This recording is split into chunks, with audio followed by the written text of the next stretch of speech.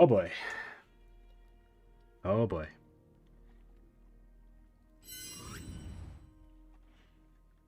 Hello, friends. Welcome to Explore the Beyond Scales of Destiny, episode 46. 6, even, if I could speak correctly. I'm excited to have you along today for this journey. We are going to deal with a slight Aqua issue. An Aqua related issue. Oh boy, is a chocolate dust.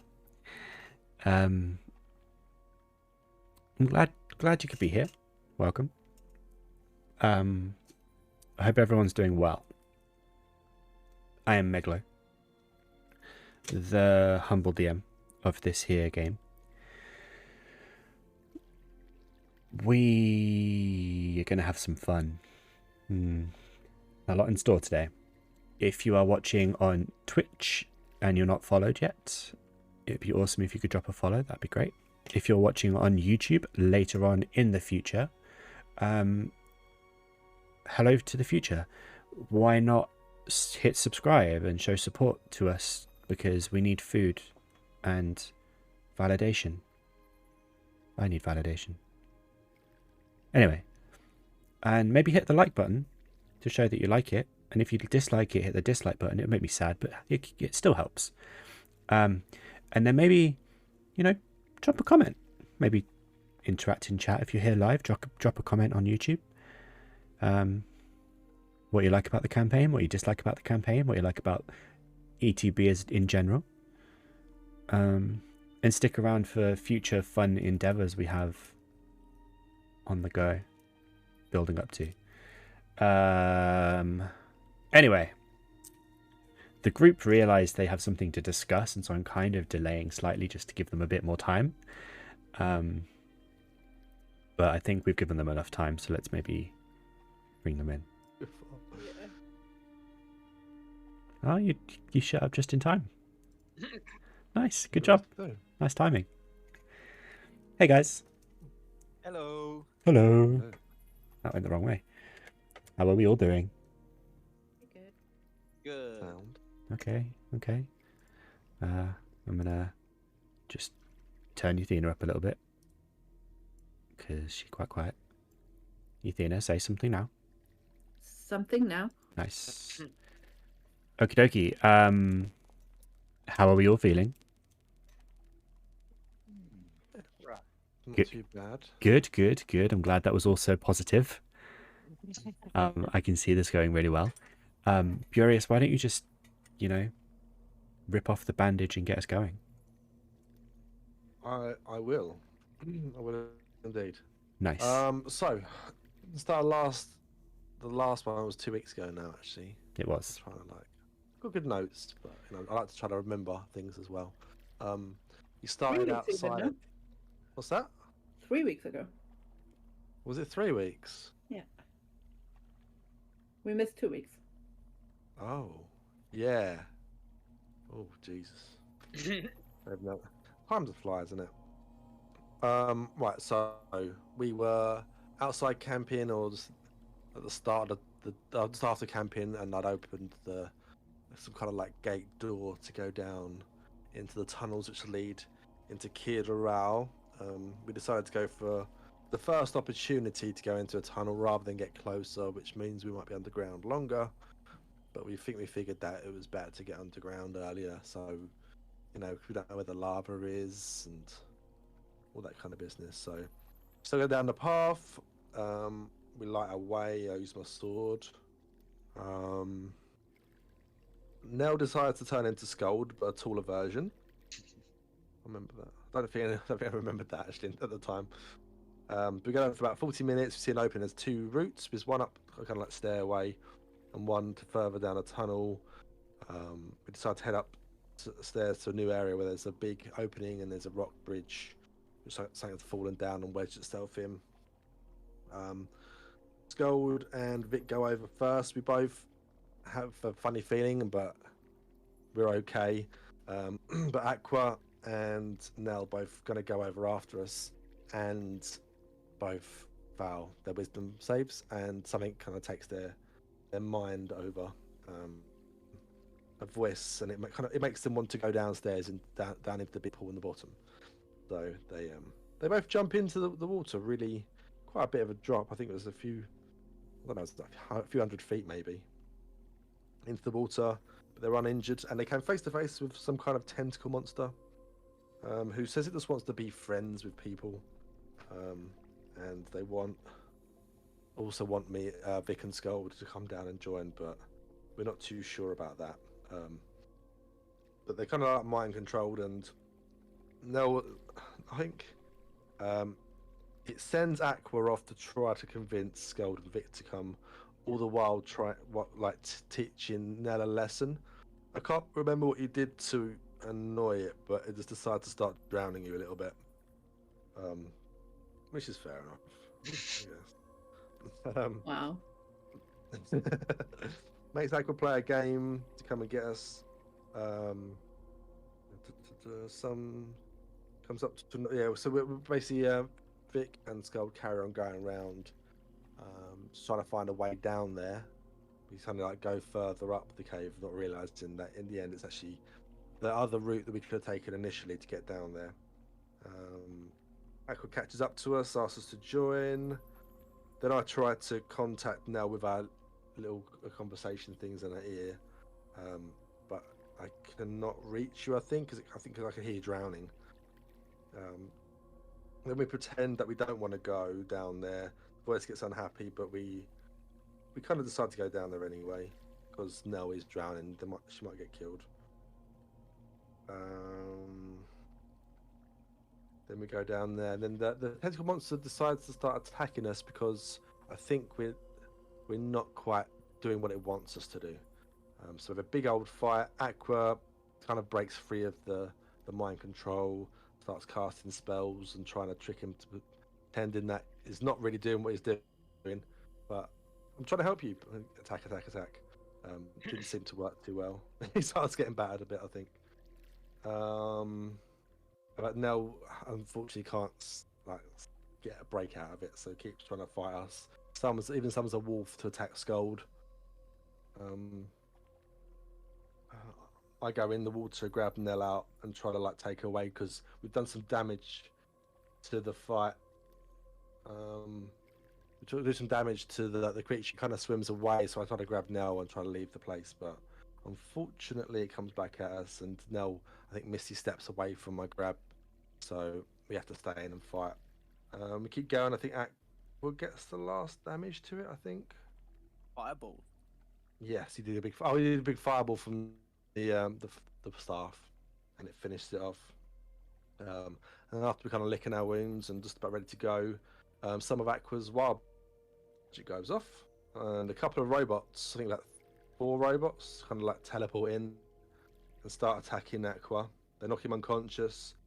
We try to interfere, but we're a bit tapped out, and I think I missed both my attacks as well. Unfortunately, he gets handcuffed and teleported out of there. And one of the robots tells us that he's been arrested and taken away. Yeah, I'm pretty sure you did miss your attacks, didn't you? I missed both my attacks on the 2. Yeah. Yeah. They're probably quite weak as well, aren't they? For your standard. Okay.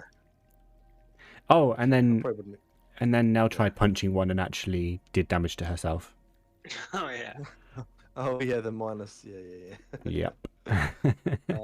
So yeah, Aqua gets taken away, and then we're just looking a bit confused. One of the robots tells us that they'll keep us up to date on his trial, and it was for the deity known as Faltus. No. Yes, I told Yeah? you the sign of what was on the door of my cell. That's it. So You I kind of think worked one it of out. us. Yeah, probably not me. I think probably Sköld or someone. We knew that it was Faltus, a deity that is not around Karazgard though. And it's possibly because it's a deity that Aqua might have pilfered as a pirate, potentially. And I think that is about it. And I think most of us only remembered that happened to Aqua in the last 10 minutes. So, I'm not sure what to do.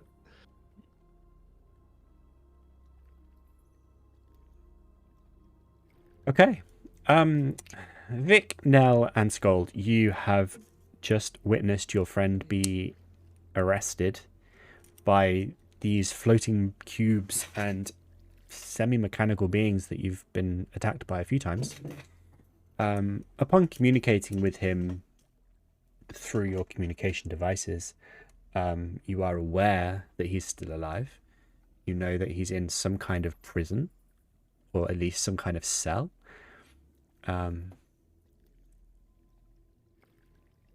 Related in some way to the deity known as Foltus. Anything else after that is a bit of a mystery. You're just kind of left in this cavern with a very deep pool of water and rocks just lapping around you.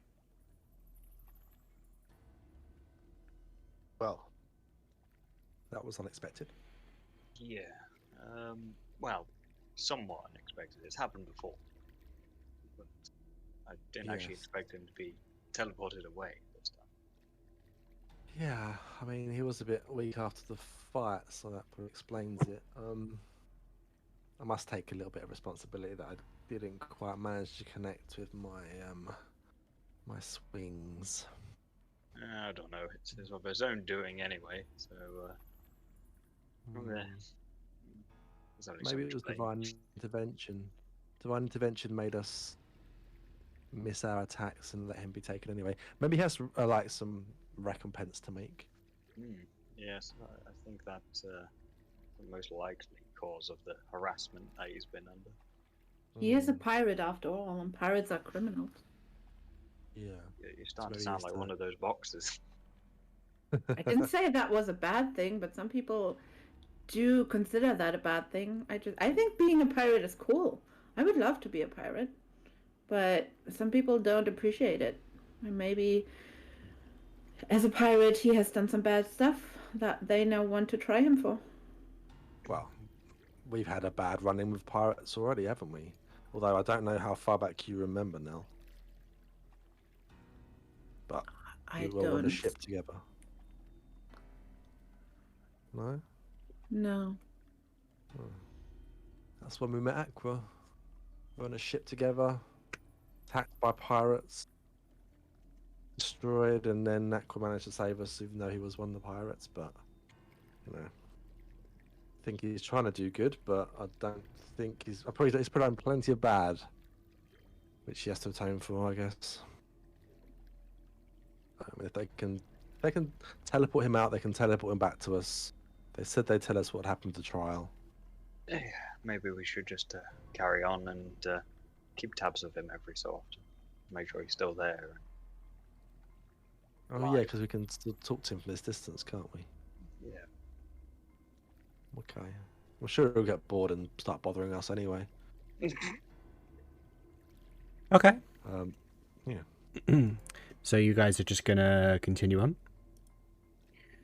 Yeah. So Whoops. we know the way, don't we? We back up around and across the other plinth, I think it was.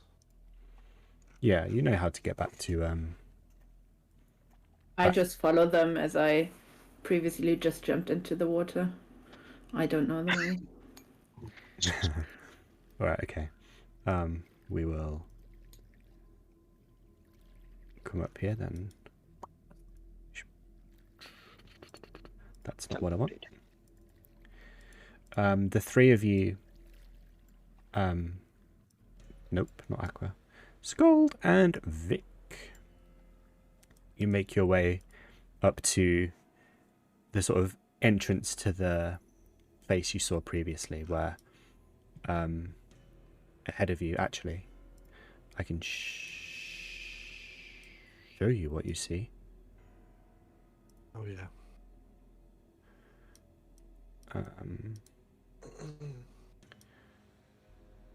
Can you see that? Yep. Mm-hmm. So the three of you see a pillar that has been cracked and fallen down over the ledge, which as you look down you can see the bridge you've just crossed over the over the pool, and you can see further down into where you've just had the fight with the creature. Ahead of you, there is a built-up looking area that appears to be an entrance to somewhere. It's dark. Aside from the sort of natural glowing light the semi-natural glowing light that seems to be prevalent here, there's no other light sources. And fixed sword, of course. Mm-hmm. Suppose we best go towards them and this built-up area at least, and see if anybody knows if we're on the right way to Karazgar. Oh, Scott, I'm guessing this is definitely dwarven architecture as well, right? It's not just some strange something else down here. It seems like it has been built up by dwarves, but to call it architecture is a bit stretch. That's the wrong button. I keep pressing the wrong buttons. Okay. I'll climb up and walk over the middle of this thing. Okay. I'll go first so I can have the light for you guys and can see where to walk over. Okay, you climb up over the thing, and it's a bit of a stretch. You are just about able to jump and pull yourself up. But it's difficult for you. Sköld would need to be assisted, and Nell would probably need to be assisted as well. But once you're up there, it feels fairly sturdy and unlikely to fall. Okay, yeah. Okay, well, no, and realising how high it is, then I'd reach my arm down for the next person, and would that be enough? No offense, is that enough to reach Sköld? Yeah. You're fine. Okay. I'll have to stand on Nell's back or something. Not 2 foot tall. We'll make it work, guys. You'll be fine. Okay, yeah. All right. Get across then, and The three of you make Yeah. it across. And as you approach the door, it gets slightly bigger in size. Perspective seems to shift slightly. The door grows grander and grander, and the entrance seems to open into this kind of avenue almost. And then once you approach, you can see that the door is left slightly ajar. Inside is a very faint sort of orangey glow, but also beyond that, just pure darkness. To the point where even with your dark visions, you're struggling to see. Except for Nell, because I think you've got dark sight or something, haven't you? No, I have dark vision. I don't have dark sight. Oh, you've just got it really far dark vision. Yeah. Oh, all right, okay. Okay. So no sign of life.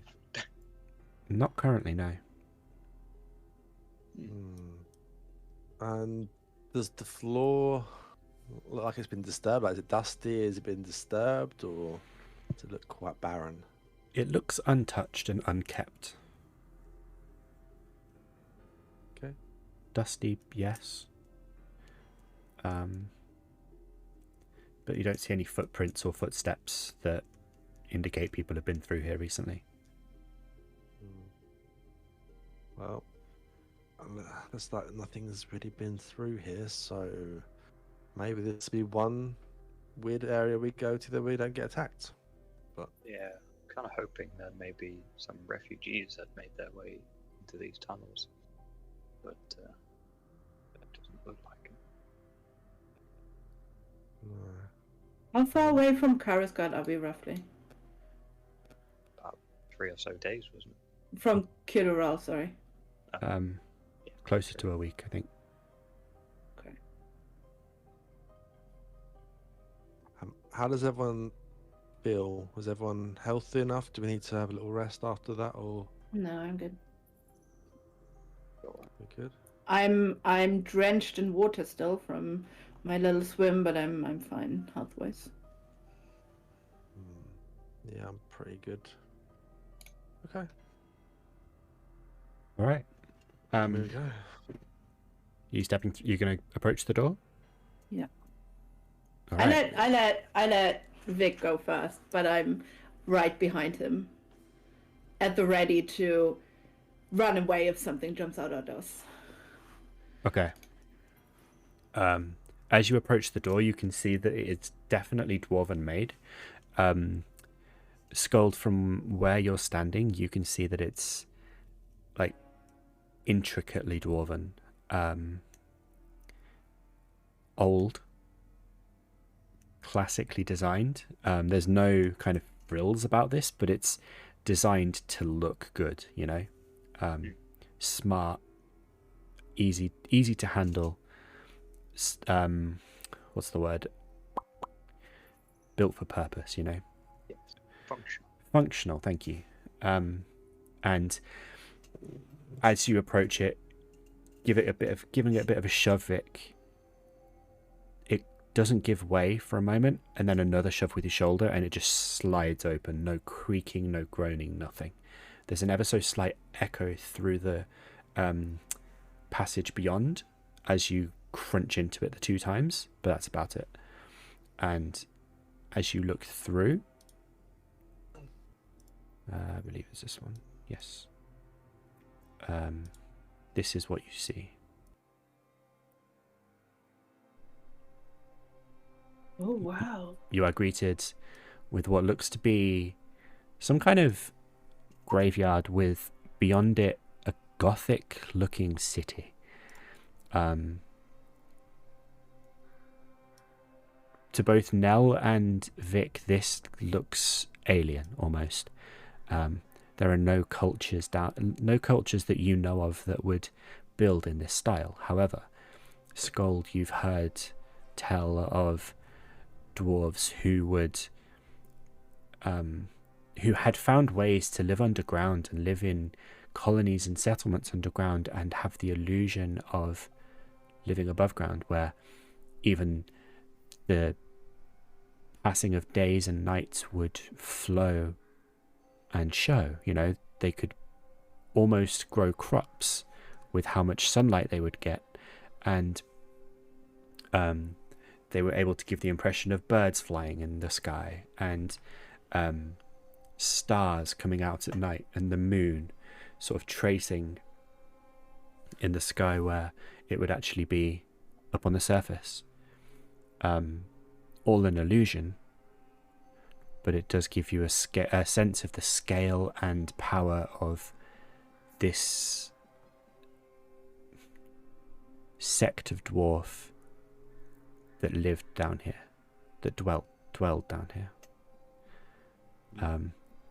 Before you can see gravestones that, while some may be lopsided and crooked, are still perfectly intact. The stonework is immaculate.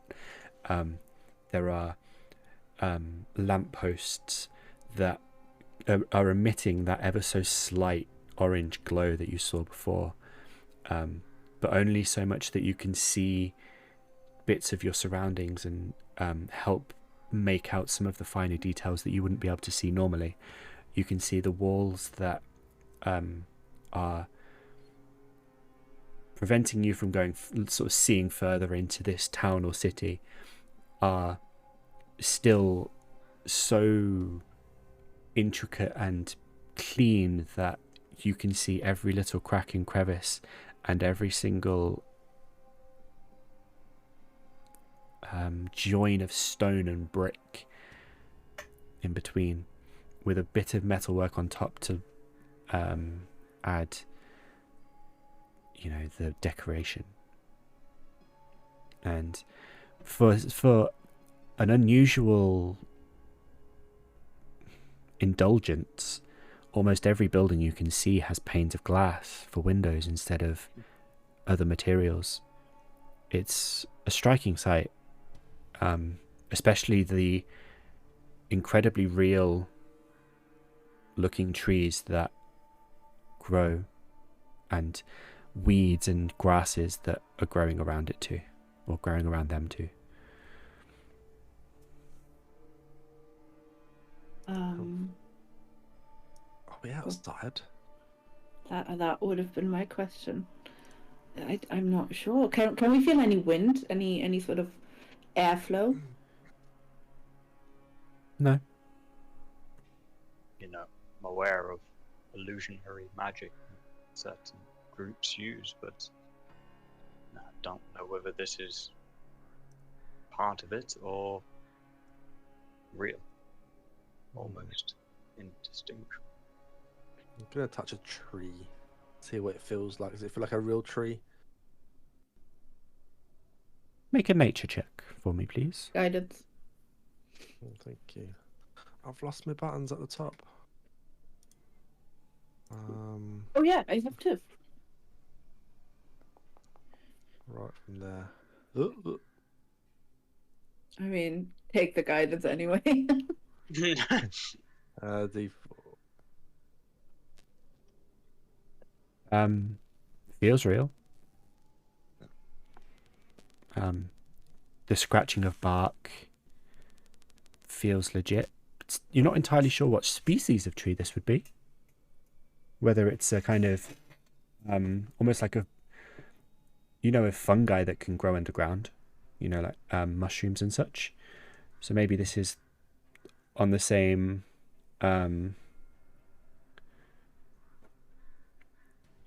maybe this is along the same lines, but you don't know of anything specifically that could be allowing trees to grow like this.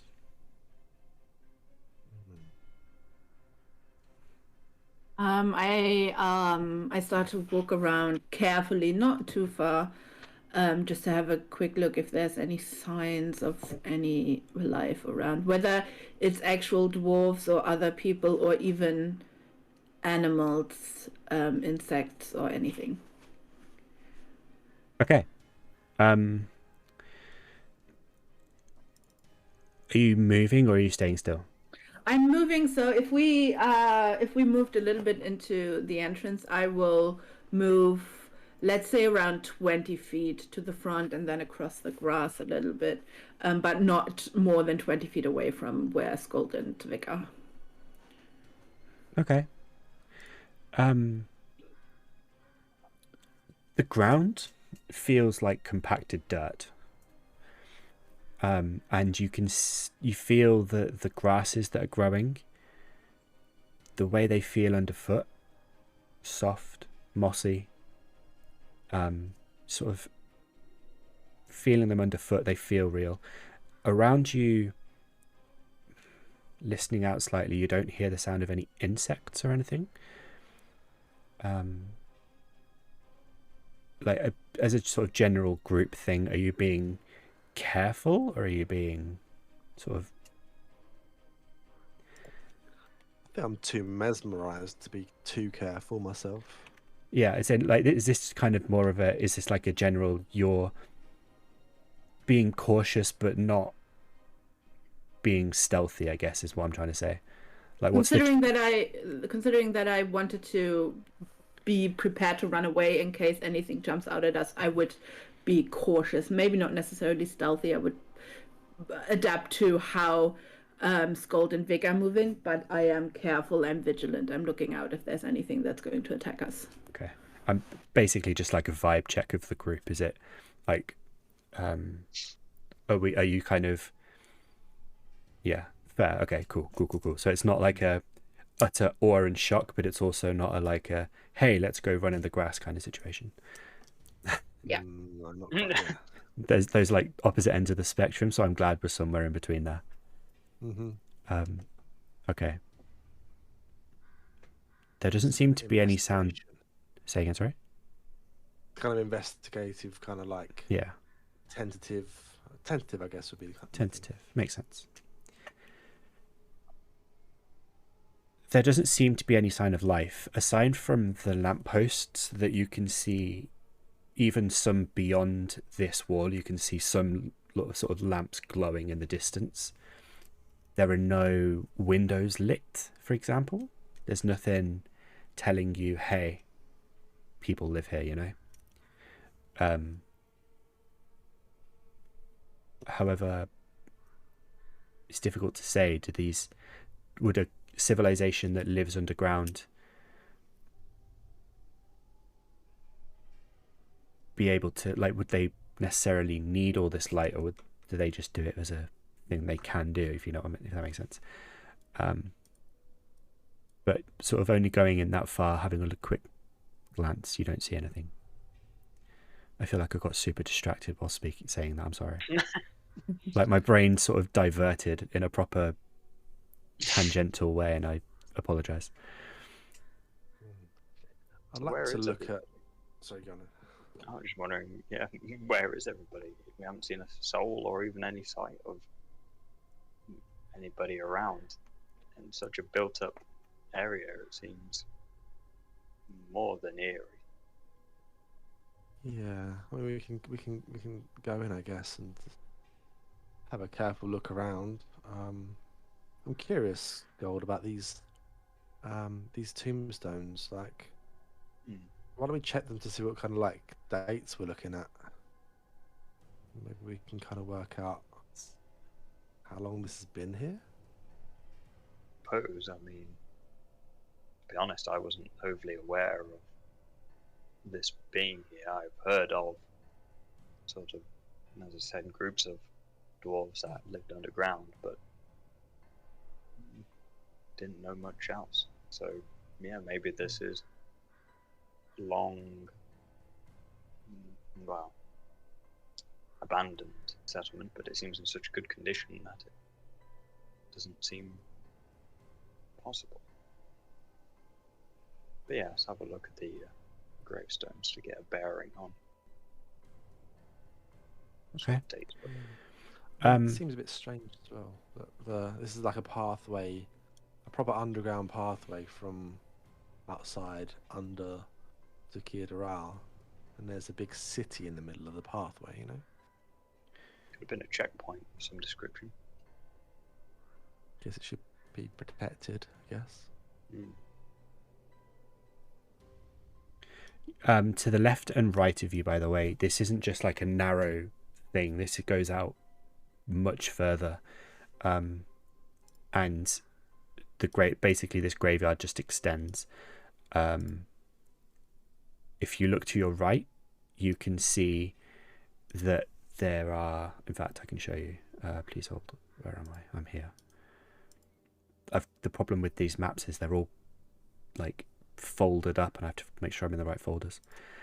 You can see that there are more gravestones with a few crypts and tombs built in at the far end. But there are, and there's it's what you would expect in a graveyard above ground, underground, Mm-hmm. And If we turn around and look behind us, what does the entrance look like from this side? please hold. I have a thing for this. It's just there's a lot of clicking to get there, but please hold back. This one. Like I'm playing one of those old puzzle games like Myst. That's the one. I know, right? Click You asked the every question, bit and where- I have the answers. So this is what it looks like. No, this is the same No, entrance. shut up, Yathina. I'm getting there. Okay. Okay, sorry. This is what it Okay. looks like. Uh, So That's while when we came in. that's where you came in. So while on the outside it looked built up stone alleyways and avenues, on the inside looking out, it just looks like plain unworked stone with trees, and only going up maybe half as high, half as tall as the opposite side. I walk back to the door and I try to open it. Okay. You walk back to the door, you try and open it, and you end up looking from where you just come from. Okay. I turn back and I go back to the group. I don't know where we are. I suppose we should just walk in. What's the worst thing that can happen?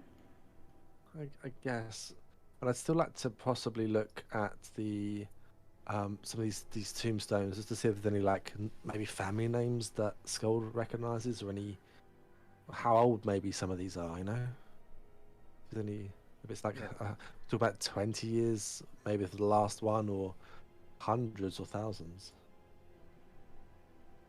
I will take a gander and also subconsciously say that I want to use my circlet's vast knowledge of things to. Yeah. Okay, that's fine. That makes sense. That's what it's there for. As you approach some of the gravestones and have a bit of a look-see around, the circlet kind of like instinctively kicks in. As soon as you've had this idea, it kicks in. This appears to be the city of Widow Hall. Do we? How long ago was this built? I think.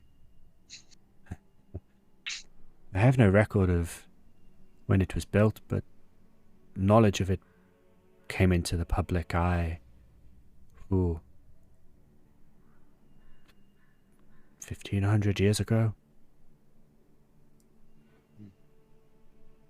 So it was off the records for a while. Indeed. It was a known refuge of Durga once.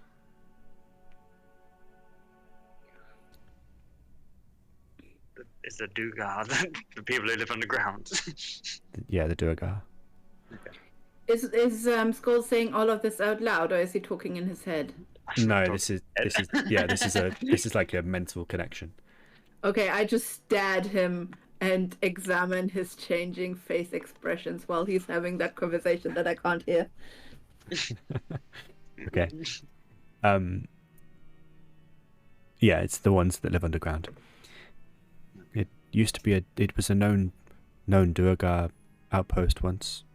They got cleared out and then was settled. Above ground. No, below ground. Okay. This settlement was resettled by above grounders. The names have fallen out of memory, but it was rediscovered when tunnels into Kirdural were being dug.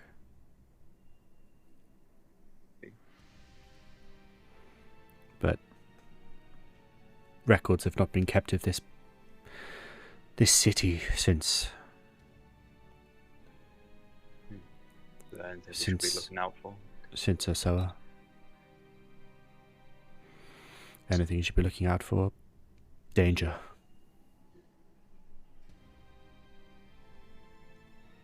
Okay.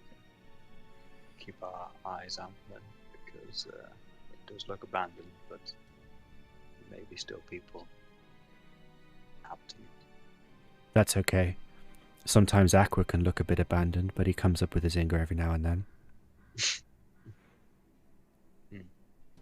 Okay. Thanks. I'll relay this back to the rest. As you are sort of browsing over the gravestones as well, you are seeing like names that you don't recognize, like family names. They're fairly generic dwarven names, if that makes sense, like given names, but their family names are sort of unremarkable. Nothing stands out to you as hugely recognizable. The dates of death, however, essentially the earliest you can, the latest you can find, is in and around the time of Osoa's fall. Oh. So they're the earliest. No, the latest, so like the Okay. sort of most recent deaths that have been buried here are around the time of Osoa's fall. See. As you are sort of patrolling these graves, looking up and down, sort of trying to catch a gauge of what you're looking for. We'll switch back to this scene. Haha, got the right one. At this point, like, just place yourselves where you reckon you would be, please. Well, see, I'll be wandering around, so I'll probably be looking around here. Yeah, I've been wandering around, looking around as well. Okay. Sköld and Nell, as you kind of approach this section, looking around, kind of not making too much noise or hassle, but you know, you're not being quiet and stealthy. Eventually, in the sort of overwhelming silence, a voice rings out. You there! Don't take another step.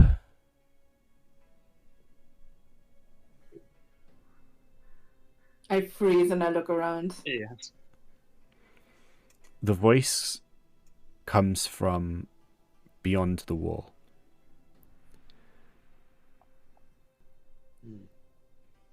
We have you all trained, and you're gonna take a nasty bunch of arrows if you don't listen to what we say. Well, about time we heard of someone. State your names and business, strangers. Well, I'm Sköld, and we are the Navigators as a group. We come here to get to Kirdarel, and I seem to have stumbled across your town. What's your business in the capital? We have to get back to the I forgot his name.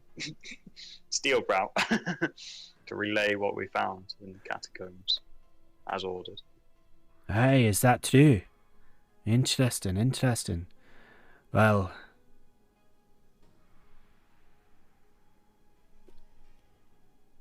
you may be interested in what we've got to say. And from behind the door steps a fairly elderly looking dwarf in heavy looking plate mail that looks pristinely shined and maintained. The hair, unusual for a dwarf, is close cropped and neat, and the beard is similar in that instead of being out of control and bushy, it's actually kind of well maintained.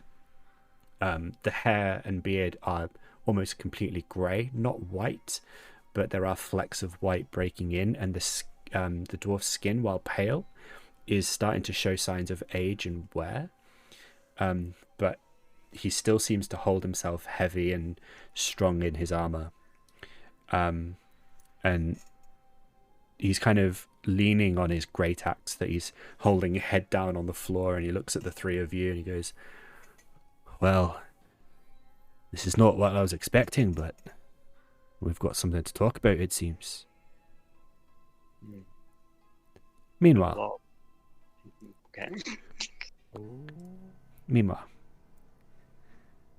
Josh, Aqua, Yes.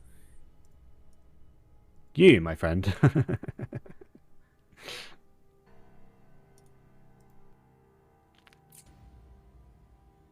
Yeah, that's about it. You are in your cell, and you've lost track of time. You've been sitting there. The last thing you kind of remember is communicating with your party, with telling them what you saw, and that's about it. They haven't communicated since. But for you, it appears to have been hours, if not days. You've had food delivered to you that, while nourishing, is dry and tasteless. And every time it's delivered through a slot that seems to open up in the door where the sigil for Fultus lies. It just kind of slides open. The food is introduced through, and through it, every time you kind of catch a glimpse, you can see hulking in the far end of this corridor is just a huge clay golem, similar to things you've seen previously, especially in the hive. Other than that, you don't catch much detail, but it's a pretty dire situation. Okay.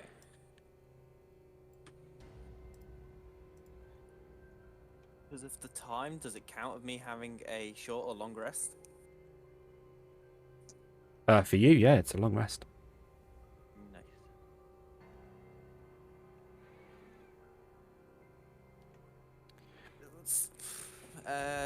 Well, since I'm not gonna try and break out because I'm on my own and I don't know how strong these guys are just yet, I will summon Echo to talk to. Okay. Okay, so you've got... I have... Echo is now in jail with me. I can't remember where Echo is, but... That's alright, we'll just say he's in the cell. He's in the cell with you. You have Echo with you. And you summon Echo and he appears.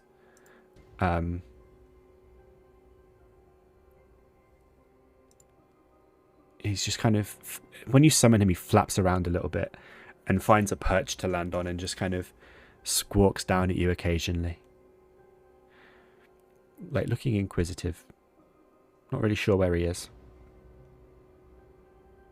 I'll give him the whole last session boss fight with the encounter of the boxes turning up and arresting me, and now we're just kind of waiting to see what happens and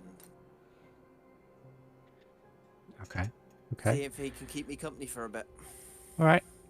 I mean, he does. He's a good little parrot. He keeps you company as you request, and ultimately, like, he keeps you sane if nothing else, because it just seems to be dragging. You are here for so long. Eventually, food comes through the door again, and you kind of take nibbles, and while it does nourish you and it does fill you up a little bit, because every time it seems to arrive just as your stomach starts to rumble. It fills you up and nourishes you, but it's so bland and boring. It's almost torture upon itself.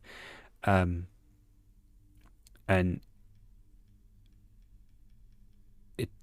you try and, like, there's no sense of how long between meals there is. You're just kind of given this food, and then at a random point in the future you're given more. It's like there's almost no way of telling how long you have to wait to be fed again. Okay. Roll a D100 for me.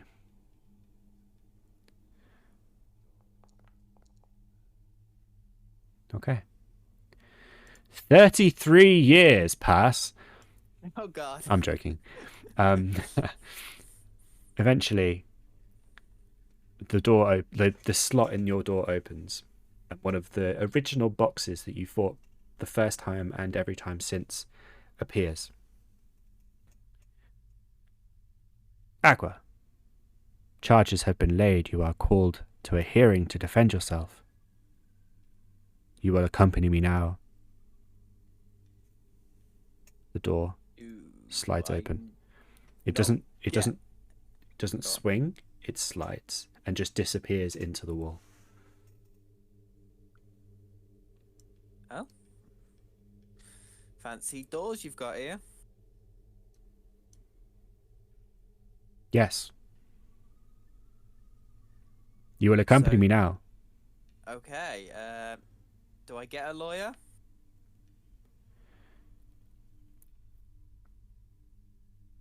Would you like to request one? We can provide one, but it'll take more time. I feel like I need someone by my side, yeah. I would like a lawyer. Such is your right. Very well. Sit. Oh. Okay. The door shuts. The creature disappears. You wait. You wait. Roll a D100 for me.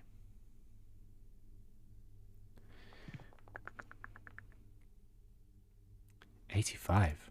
Is that a new one? He opens the door. I'm a plant. Oh. He's escaped. Not quite. Not quite. There's now like 3 Aquas. You cast mirror image. Oh. So there's like 4 Aquas now. How long does that last again? A minute, I think. I don't remember. Okay. I can't do anything fun with that then while I'm locked up. No, afraid not. Eventually, like the mirror images disappear, and you go back to just being alone. And the creature reappears. The door opens. Aqua, have you decided who you would like to call as your legal representative? You kind of see Aqua get a little excited. He's like, "Oh, I didn't realize I get to pick. I haven't thought about this." Let's think. I want Sköld. Oh dear. Just Sköld, so it'll be. Follow me. I could have had more. I hate this place. The creature starts floating away, and as you step out, you can see that this place is disgusting. It looked like it's built out of walls that seem to be pure copper or bronze, maybe. There's some kind of metal. The floor has a stone effect, but it's just caked in blood from something. And behind the golem, you definitely catch a sight of some form of torture implementation. But you are kind of dragged along too quickly to catch a proper look. The box leads you along. If you lag behind at all, you are just sort of magically dragged. Okay, yeah, sorry, I'm trying to catch up. That's okay. Notes. It's okay. You are brought to what before a door. This door is just pure black. There's like nothing to it. Just blackness. You are to wait here until your legal representative arrives. Okay. I mean, that's all I've been doing, waiting. And then, all of a sudden, Sköld appears behind you. Blimey. Sköld. Where am I? So, hey, Sköld, Aqua. kind of picked you. You're my lawyer. I see. Well, this place looks delightful. I thought it would be a little less chaotic, to be honest. They have very questionable techniques, it seems. Okay, well, I'll try my best to get you out of this situation. Well, how's the group? It's been days. We're doing all right. It's been days. I mean, for me it has. They keep giving me food every couple of hours, or at least that's what it seems in this place. Maybe time works a bit differently, like in the Fey realm. Ooh, could this be part of a Fey realm? Well, probably not the Fey realm, but some other dimension. If there's one, there must be others. Yeah, that's true. But yeah, we're doing all right. Haven't really done much, to be honest. Though we did find this interesting little town that you've pulled me away from. Stay on topic, please.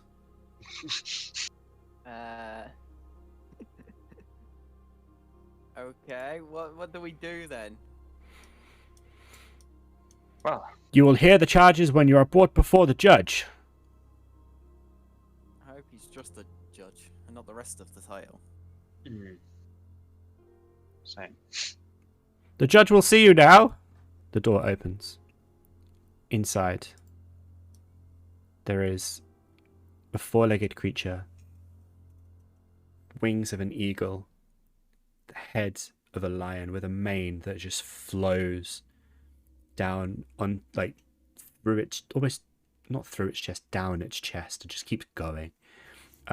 It's perched on its haunches, looking at the two of you almost with contempt. Like, it's got better things to be doing than wasting its time with the two of you. So have I. Its eyes piercing, like flickering between blue and purple. I need both of you to make wisdom saving throws, please. Well, yeah.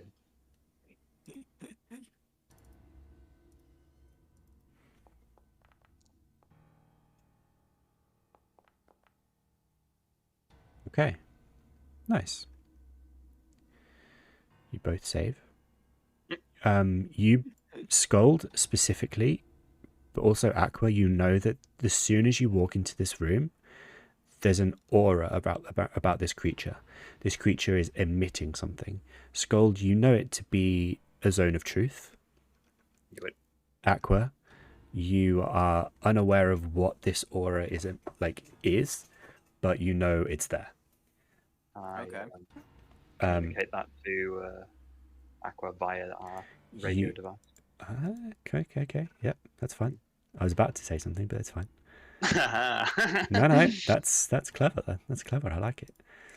Yeah, so I would just say seems to be that we're under influence of a zone of truth. Some description. We will not be able to lie. You also Well- know, Sköld, so just to clarify for you, that at least you know that you succeeded. You brought the effect off. Okay. You're not sure about Aqua.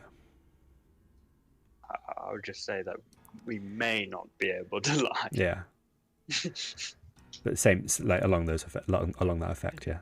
Yes. Cool. The creature sort of ruffles itself slightly, its wings just doing the thing. And it has a bit of a quiff going on in its mane, and it just sort of fluffs it back. And then speaks in a deep, booming voice. Aqua, you are brought here on charges of piracy and indecency and murder. How do you plead?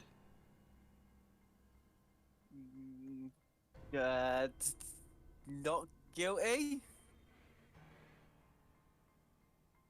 Make a wisdom saving throw. Well, I expect him to be like, I knew you'd say that. Some sort of Judge Dredd thing.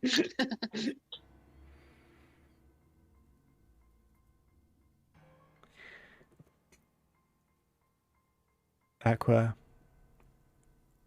one of your eyes just sort of slowly closes and then fuses together. Okay. Aqua. The charge was one that we know to be true. You lied, therefore you are punished. Continue to lie and more punishments will be dealt upon you. Fine. Do not lie again. Sorry, carry Oh, on. I will definitely try. I say I relate to Aqua, yeah. I think we should, regardless of whether we can lie or not, just go with the truth. Seems like he's more powerful and knowing than ways that we can deceive him. As a Sköld's telling that, can I just randomly, no one knows that I've had this, just pull out a spare eye patch and put it over my eye that's closed now? I don't know what you're on about. Sure. You now have an eye patch over your fused eye. From now on, you will answer when spoken to, and you will answer truthfully, or consequences will be dire. Do you understand? Absolutely. Sköld, you have been called as Aqua's legal counsel. Mm-hmm. Do you feel that you are up to the task? I think I can excuse him of many things. Sköld, in your professional opinion as legal counsel, do you feel that Aqua is innocent of the charges brought before him? Technically, I think that he may be guilty of a few of those counts. However, I think that he has also redeemed himself multiple times over. Sköld, do you think that crimes such as murder and piracy and indecency are crimes that can be reconciled with good deeds? Of course, no one is beyond redemption.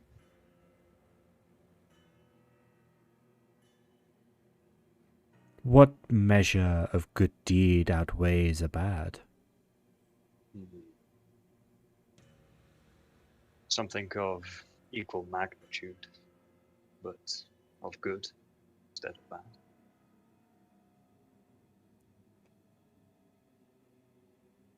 There's silence. There's a slight shift in the room from the sort of back right corner where you've seen this huge iron creature just kind of sitting,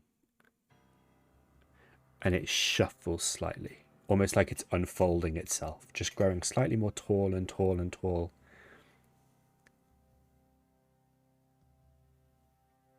Sköld, are you aware of the level of crime that Aqua has committed? How many acts of piracy, murder, and indecency he has committed before he came into your group?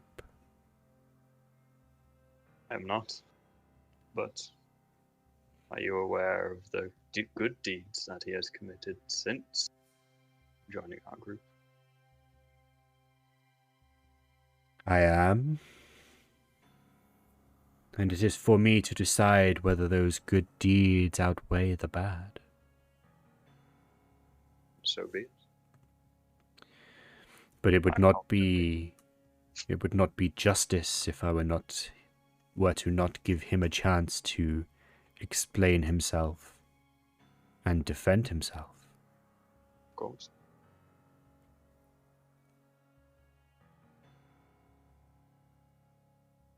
What would you... So, God damn it. What do you think is Aqua's redeeming quality? Well, I know that he always means well. I've never known him to do something intentionally in bad taste.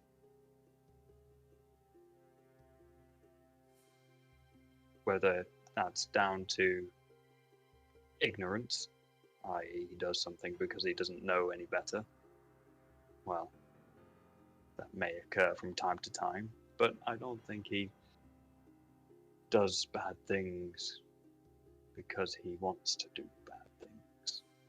And I think that for that reason, he is not a bad person.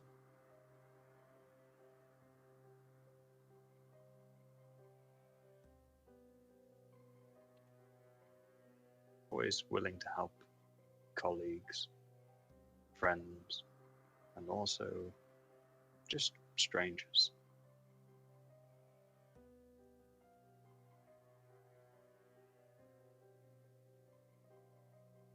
Upon being made aware of Aqua and his crimes, we have made numerous attempts to apprehend him. You have been complicit in helping him avoid justice up until now. Yes. There was little explanation into why he was being apprehended. And the apprehenders, if you will, were openly violent. If anything, I would deem that to be a crime in and of itself. Are you questioning our methods? Maybe I am. I would remind you, Sköld, that I am a vessel of a deity stronger than you can imagine. Foltest does not take scum that just laugh in the face of justice lightly. Well, I have faith in my own god, just as strong.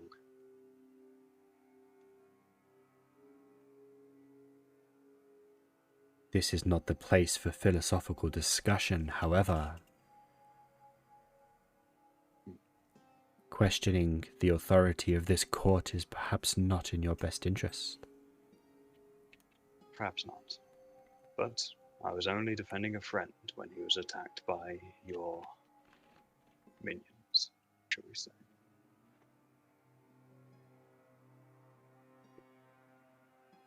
Very well.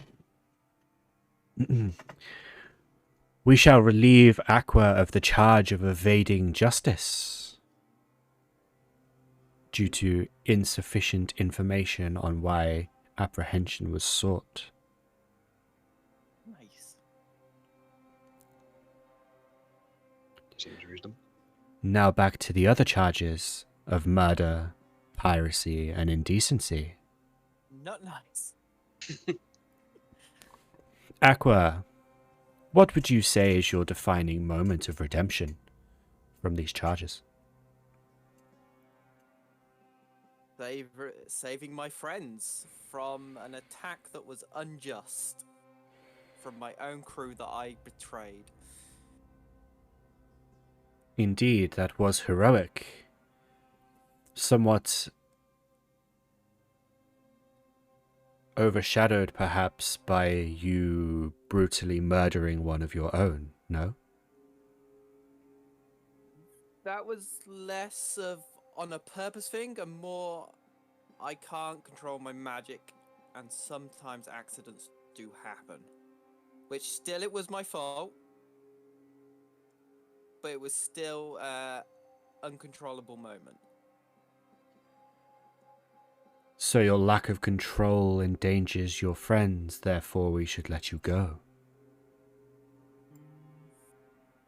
When you put it like that, no, I should stay unless you have a way of helping me to control my magic. Because that's why I'm exploring the world in the first place, to learn to control my magic.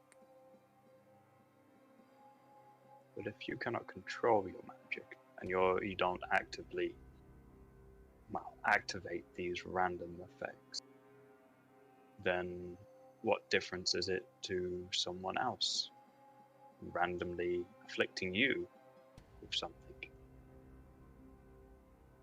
I can't say that you are in the wrong for having something randomly happen to you. It seems unfair to put that on Aqua alone. All I know is the magic was there at birth, pretty much.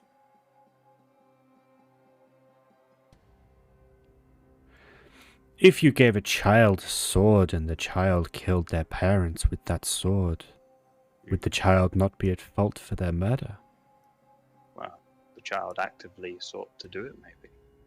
Or The child even has no moral of good or bad. The child will just think it's having fun, and it will be a devastating, traumatic event when the child grows up for him or her. but still, the child is aware of the weapon, whether he's aware of its danger and application, that's different. Aqua is only aware that this magic sometimes happens. He doesn't know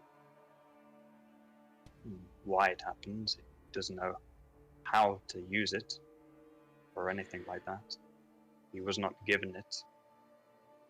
And yet, quite regularly, Aqua has been shown to use his magic in battle, either to aid you, or in some cases, to your detriment. This happens on a regular basis, and yet you're saying that his magic is totally uncontrollable. How can he be completely how can he be totally out of control, but also control it enough to aid you? I think that is down to random chance. As you said, it hinders us as much as it helps us. Therefore, you have no control over the outcome of which one it is. Much similar to a person doesn't have control over whether, let's say, a landslide happens and wipes out a village. Can happen one day or another. Whether it happens when the person is there or when he is away on travel is not of his decision.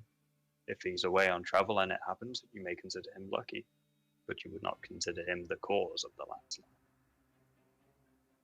Are you therefore equating Aqua's magic to natural disasters? Yes. Where, through sheer force of nature's will, sometimes you cannot control the outcome of what you may achieve? I think it is something maybe natural, but random, cosmic even, you could say. Something beyond my understanding, at least, beyond Aqua's as well.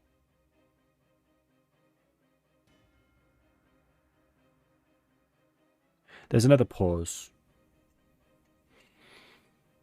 The creature sort of it's been sort of resting on its haunches this whole time, sort of sitting like you would expect a sort of four-legged creature to do.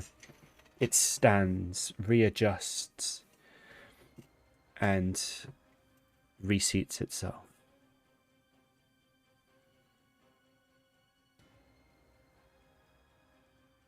You raise some valid points in defense of your friend.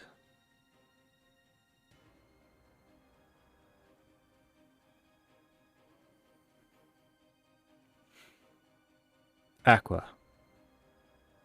Yep, I'm here still. You have proven that while you have committed atrocities of evil in the past, you also are capable of good.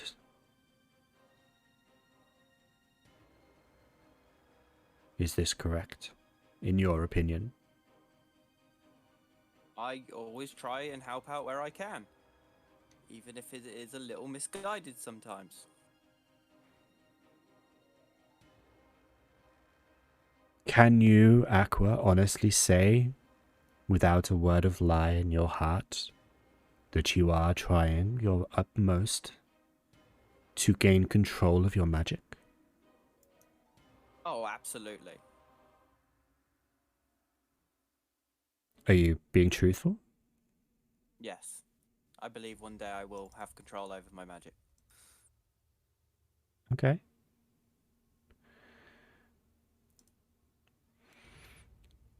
And do you, Aqua,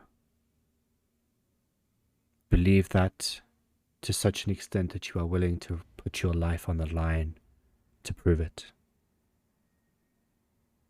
I mean, yeah, the task we were doing before I got summoned here is pretty life-threatening. And I'm willing to do that.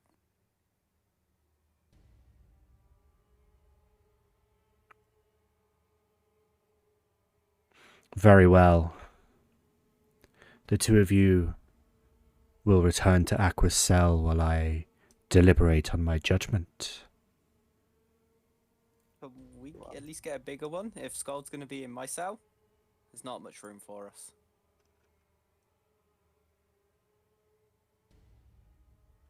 No.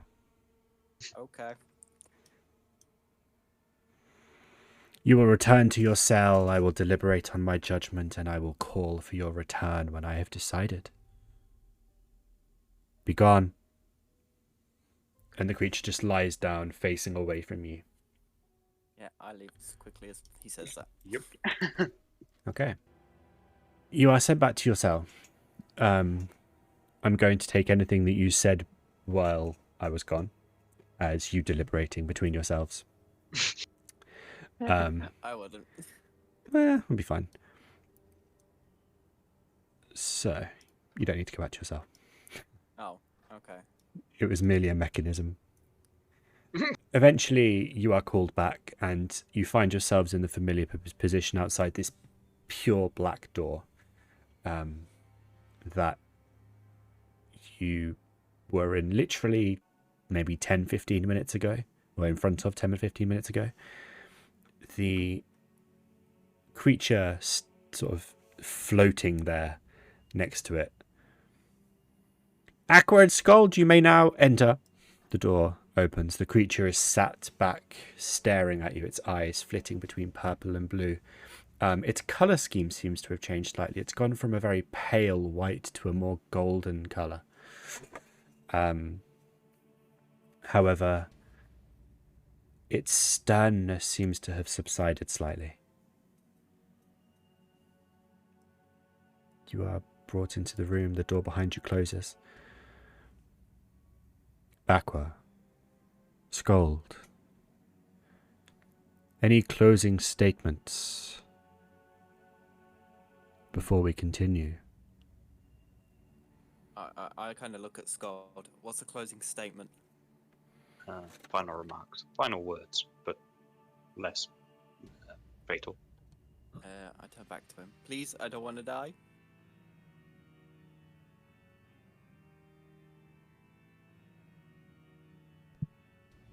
Death is not on the cards for you today, Aqua. See him take a sigh of relief.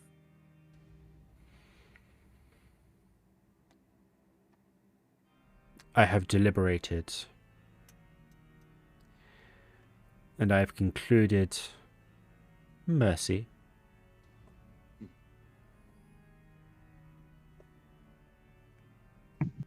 Your legal counsel was chosen well. I think that was a compliment. And as such, I have decided that while your crimes cannot go unpunished, they will not be punished as severely as they would have been previously. Okay. As such, you are sentenced to forever appear in the eyes of commoners as nothing but a pirate. They will see you as a pirate, they will perceive you as a pirate, they will think of you as a pirate, they will hear you as a pirate. And this is to be your burden to bear. However, with this burden comes a boon. With this burden comes a boon of Foltus that will allow you to begin to control your uncontrollable magic and harness it in a way that will help you grow and be less uncontrollable. From here on out, you will be able to embrace the magic and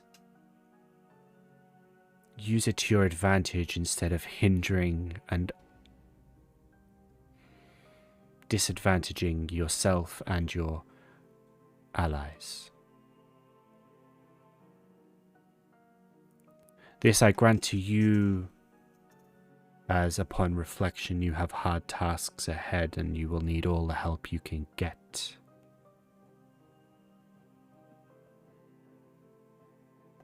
But this comes with a price. If you stray from the path or you let your magic get out of control again, you will be brought back here and you will be banished to a realm that will trap you forever. Oh. Do not stray from the path, Aqua. And your life will be fulfilled. Okay.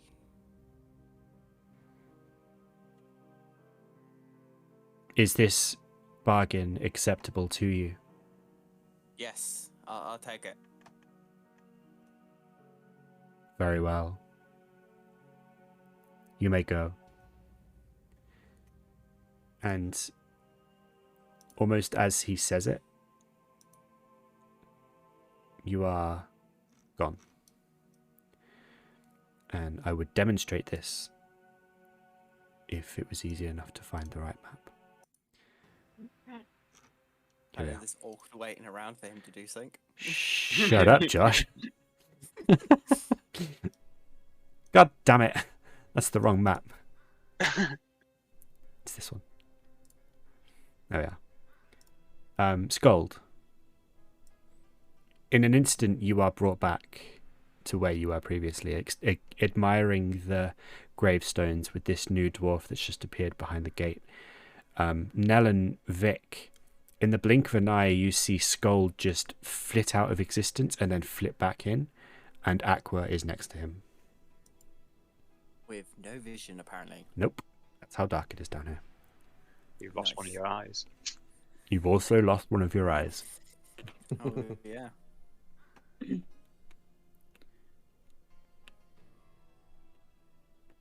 What was the last thing the dwarf said? I forgot. We have things to discuss. Okay. I look over at Sköld and Aqua and I shake my head. And in my head, I sent a message, so I'm not saying this out loud. I sent a message to Aqua. Are you okay? Yeah, I think we're good now. I just hope I never see the boxes again. Otherwise, I'm gone forever. What happened? You know what? Never mind. We can deal with that later. And I turn to the dwarf. So what do you have to discuss with us? The guard looks over at Aqua. You can see like hints of confusion, sort of realizing that there weren't 4 of you previously, there were only 3. And he kind of tries to quantify it in his head. And then immediately just steals back up. The barriers go back up. Well, if it's steel brow you're looking for, I might be able to help facilitate with this. But first you're going to have to tell me which steel brow you were talking to.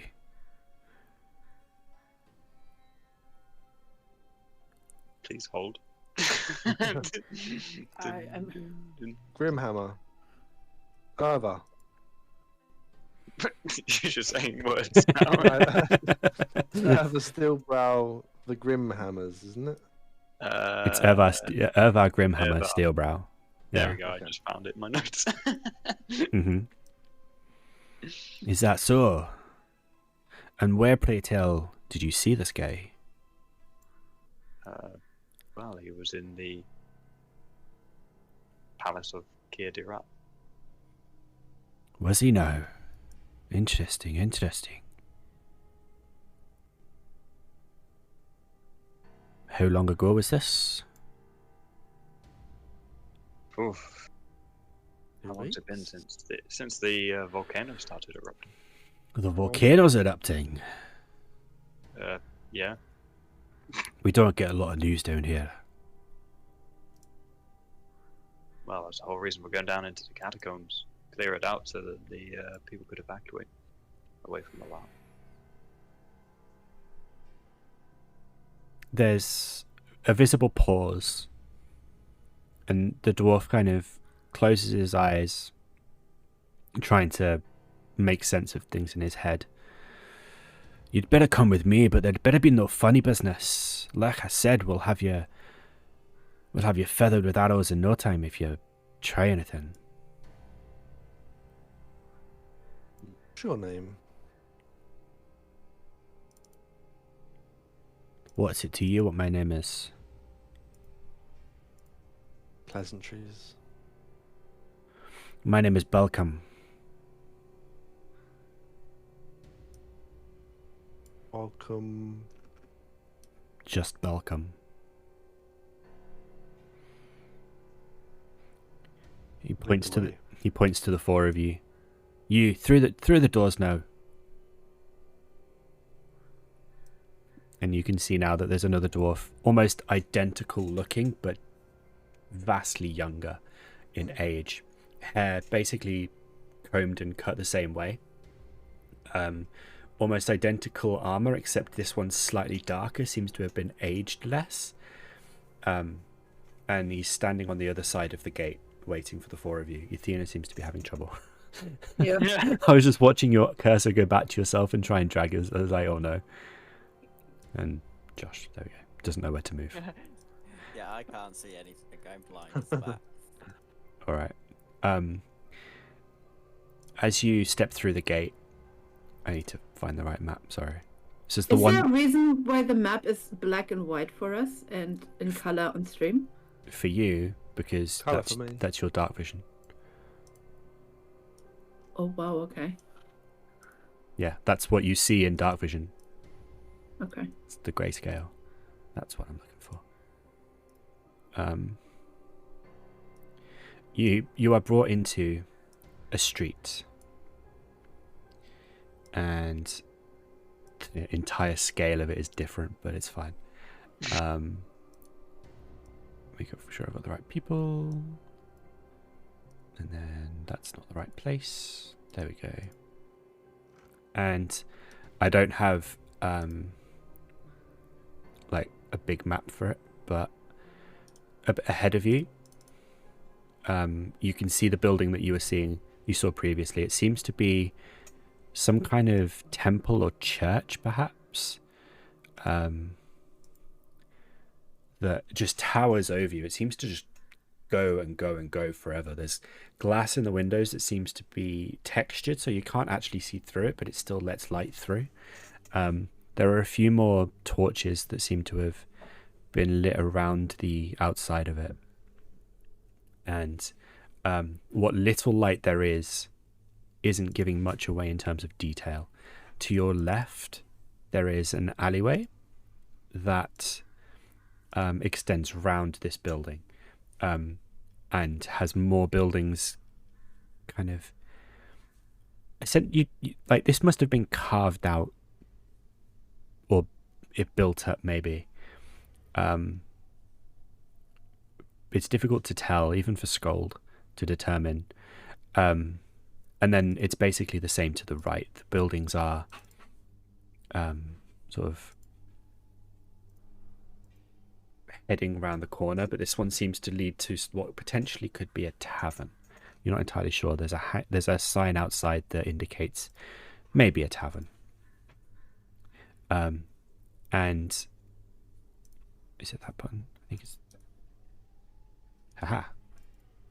Oh no. The two dwarves then lead you. I'll just go to this big screen. It's fine. They lead you round to the left, and eventually into. Nope, that one. Into what looks like a church, and I want to go to this map, please. Please, thank you. And into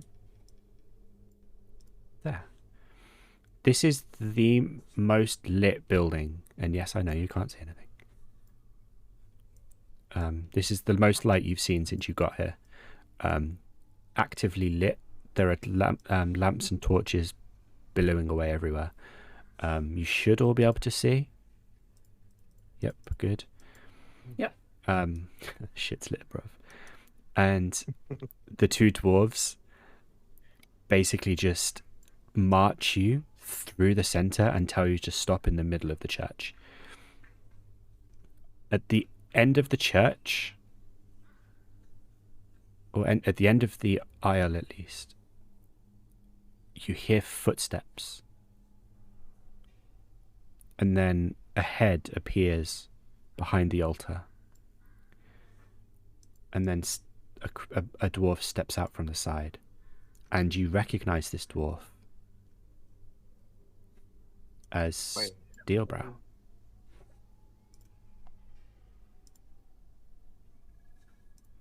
And he looks at you without a hint of recollection.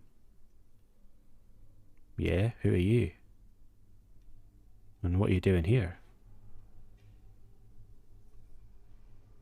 Don't you remember us? You sent us on a quest to clear out the catacombs. You're a fairly recognizable bunch, and I think I'd recognize you. Especially you blue bastard, you pirate. What are you doing here? Well, as we say, we somewhat completed your task of clearing out the catacombs so that the civilians could... My task? Your task. My task? I've never tasked you with anything. I've never met you before. Well, then there's someone going around who looks exactly like you, giving out orders. As you say that, he looks at the two dwarves, who look at each other, and then they turn and they walk back the way they came, out of the church and away. You can hear their footsteps. They both seem to split off in different directions, fairly urgently. And Steelbrow takes steps towards you, and as he gets closer, you can see that while he looks similar and basically identical, there are definite differences to this Steelbrow than the other one. This one looks more grizzled, thinner, and a bit more haggard. And he steps right up to you, Vic, and kind of pulls himself up to full height to look up at you. And what mission did I supposedly send you on? Well, with the volcano erupting, we had to clear out the catacombs, so everyone could retreat somewhere. You are the same person we spoke to, Irva Steelbrow, yeah? That's me. As I live and breathe. How long have you been down here then? By my reckoning, it's been about 2 years. What brings you here? Well, we're trying to get back into Kirdaral. And Use why the not just tunnels. walk through the gate? So all the lava that was surrounding it last time we saw. So, why did you come all this way out to get to a tunnel to go in? We were already out, and then we were further away, and we started to head back. And this was the first tunnel that we knew about, so took it.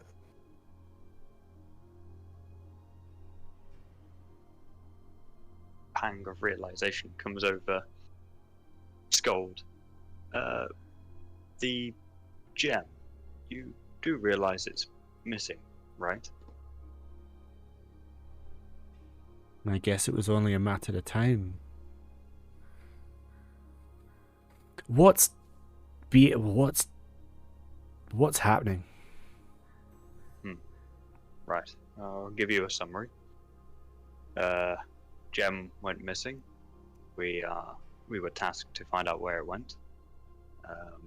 Looked around a lot, found a lot of loose ends and such.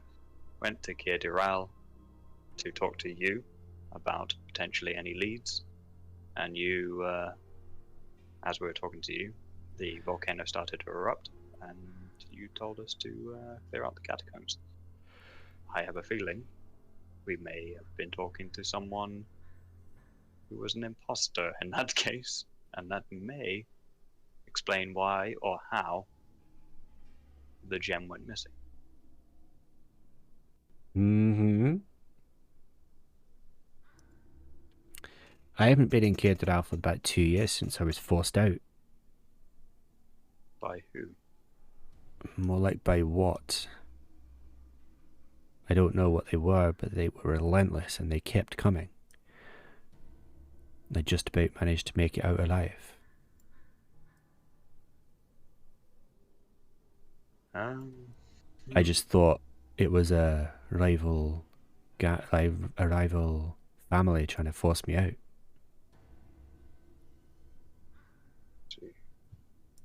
Starting to make a bit more sense. And now you're telling me that I'm still in the city, giving out orders, and telling people what to do. And going in the catacombs. Nobody's been in the catacombs for hundreds of years. Nobody goes in the catacombs. It's dangerous. There's stuff down there that is unthinkable. like someone So- was trying to get rid of us. Yeah. Or help them clear the way. Mm. I don't know. Did see some things down there. Things that can't say make much sense. But you survived. Mm. If anything sent you down there because it knew things were down, like what was down there, they were expecting you to die. They weren't expecting you to come out. No. It was more dumb luck than anything that I think we made it out alive.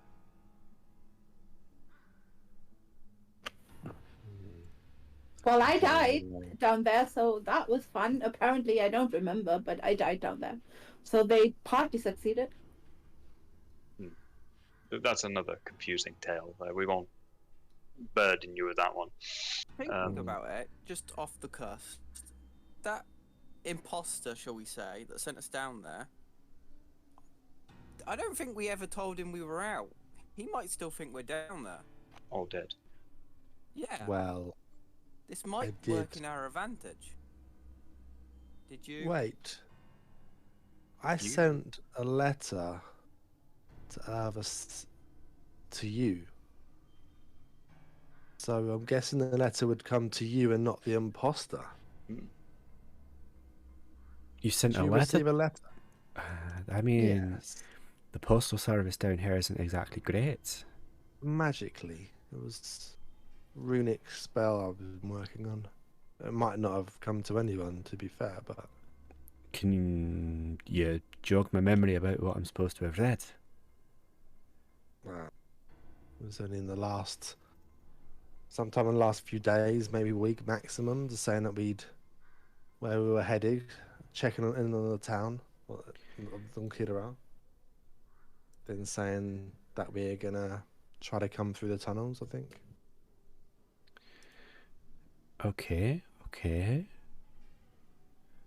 I haven't I'd imagine- seen anything, Okay, I mean, maybe they go to the wrong person then, but but I mean, I wasn't exactly looking out for anything. So, or I don't know how it works. I mean, I don't know if it would appear right in front of you, in somewhere near you. I don't know. I don't know. This is a bit new to me, you know. I don't even know who you are, and you just appearing out of nowhere telling me that someone's impersonating me. You seem more reasonable than the previous Urvar. We came across, he was a lot more hostile originally. If you wanted you dead, I'm not surprised. It's I all mean- starting to make a bit more sense.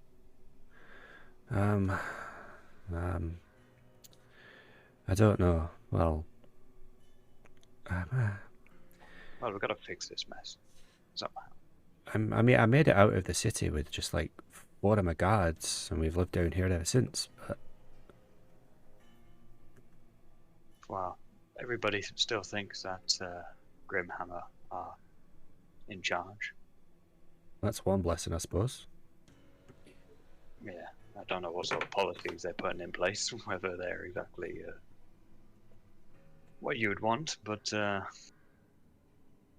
yeah, it's well, we've got to figure out how to get to the bottom of all this. That is our quest, after all. How we go about doing it don't matter too much, but at least you've shown us, hopefully, a bit of clarity.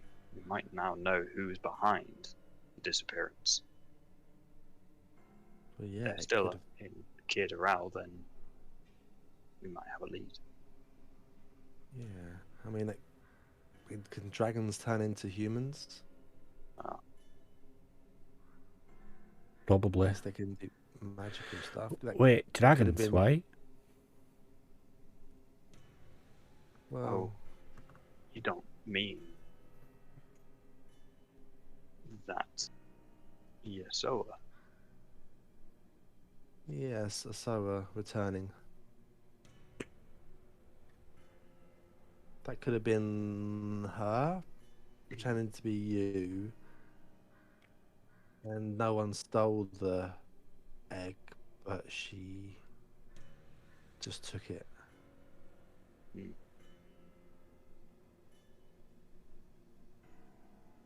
No. No. No. Possibly. She's not back. Don't be silly. Well, while we were down in the Yeah. catacombs, we saw a lot of things.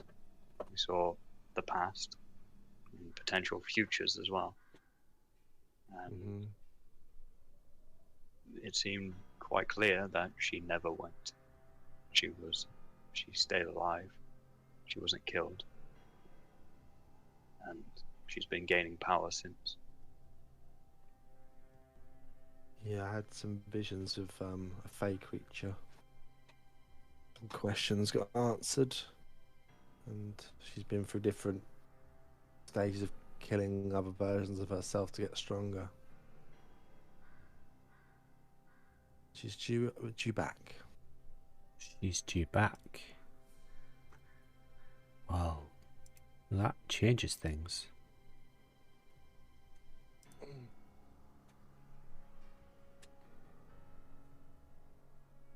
Okay, well. Hmm.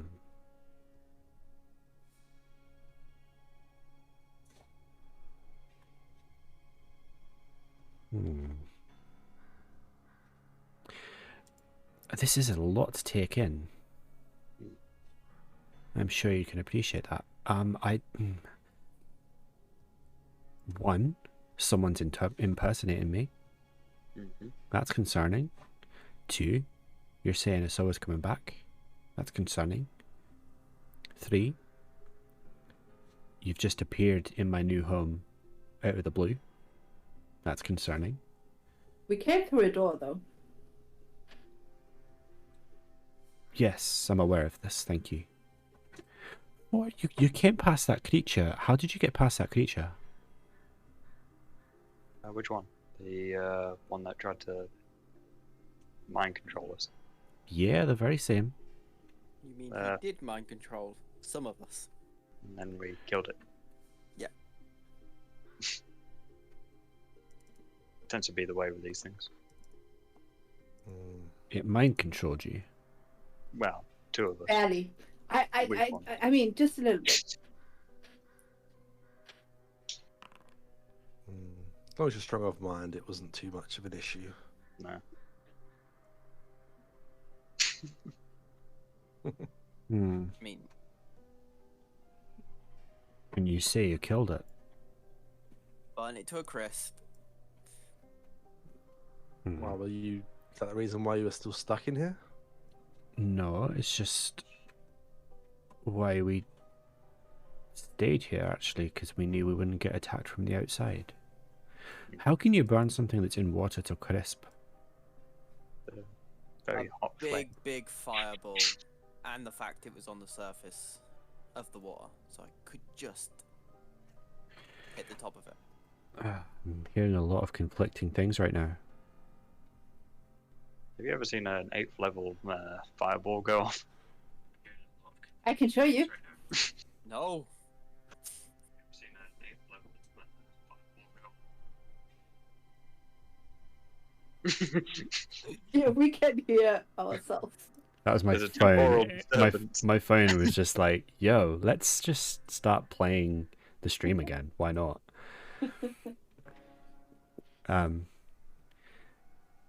Yeah, sorry.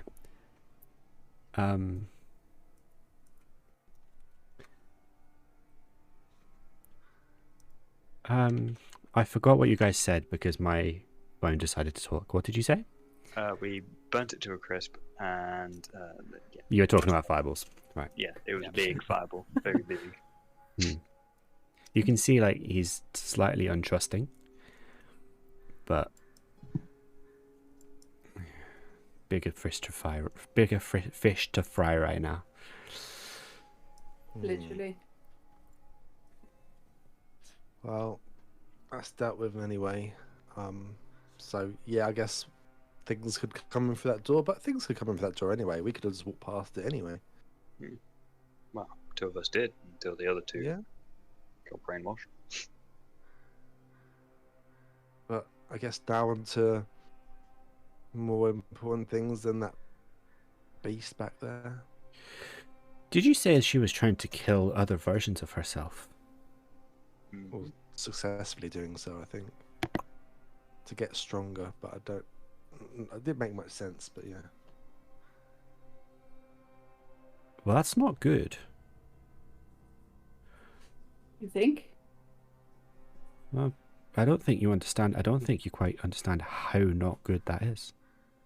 Oh no, we have an idea. We had a weird vision sort of life where we were some Valkyries and we killed her the first time in As I like a said. weird vision.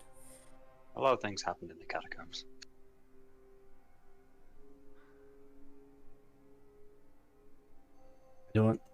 Yeah, I think you still don't quite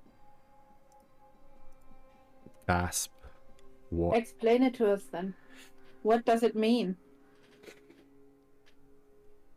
There are legends where if a dragon specifically can get into other realms and kill other versions of itself, then it can come back as more, bigger, worse, greater.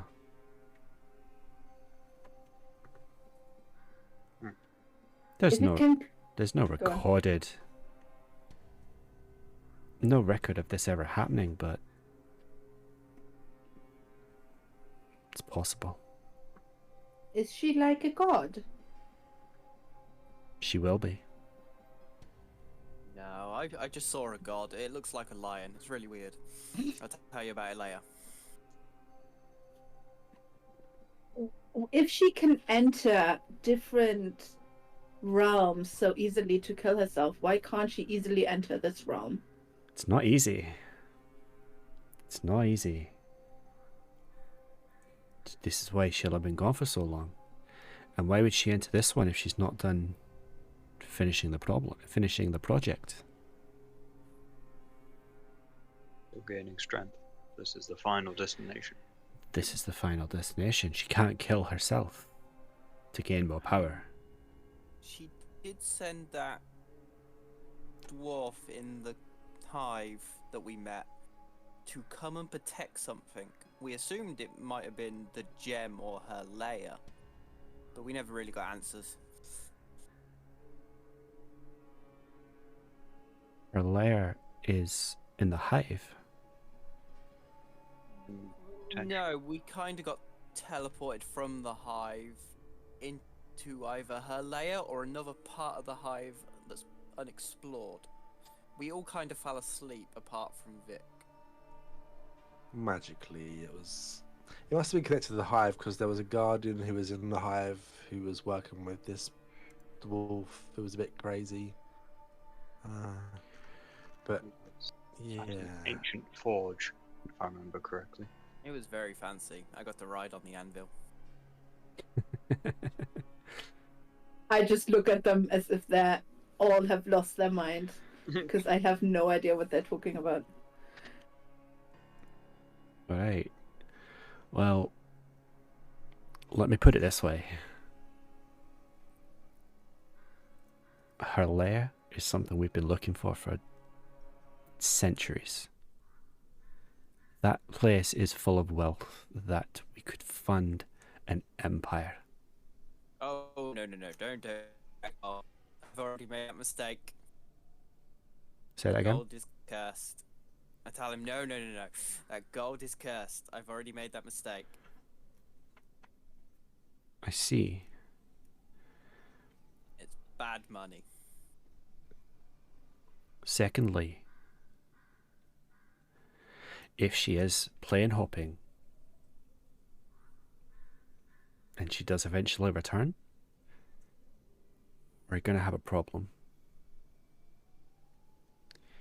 It's going to be a big problem. Has there ever been a dragon god before? Technically, there are two. But this won't... this could shake things up. It's going to be a great problem, and not in a good way. Thirdly, maybe it's time we pulled up the roots and took a trip back to the capital. Well, that's it. We can either go back to the capital as we were planning, or we can try and get back to that lair. It's one of the two. I've turned over a new leaf Sköld. We should help this guy. He seems genuine. Not for the gold, for the... No, not Fact for that the they- gold, so he can get his throne title back. I don't know what. No, I he- don't mean Nicholas does. that. I mean, going back to the lair to see if there's anything we can do to stop Isoa. Oh, what? that can be second. Let's help this guy first. I mean, either way, if there's people impersonating this dude in the capital, they will have ulterior motives as well. And that needs to be taken care of. Maybe it has to do with us, or maybe it doesn't. But that's something that needs to be dealt with as well. Yeah, we need to get control of the city again. If we go back there, it can't be a Sarah, obviously, can it? Because she's not back yet. So some other being has make a disguise, some magically disguised, I guess. If we, whatever, have cleared out the hive as a measure to get rid of us, where are all the people that lived in Kirtoral? Because that city is not safe. The volcano erupted. Do they really need? Maybe it never needed to be cleared. Maybe the walls would hold the lava anyway. That's why. I turn back to Steelbrow and I look at him. Can you guarantee that the people survived, or if we come back there, is there going to be tons of people dead from the volcano erupting? Probably not from the volcano, but probably still dead.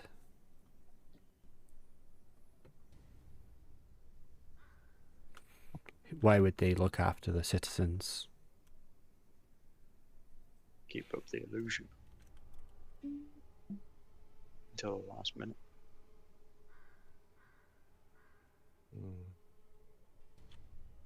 Well, how long till we get from here? If we left now, how long to get there? Still a number of days travel. Should be safe ish.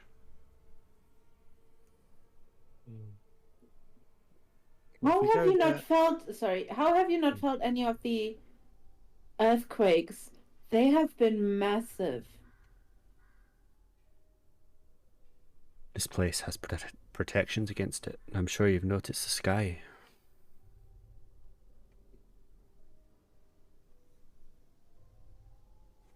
There's magic here that just lasts, you know?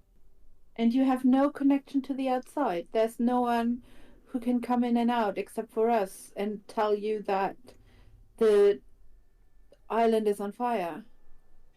Well, we were kind of forced out. We didn't really get chance to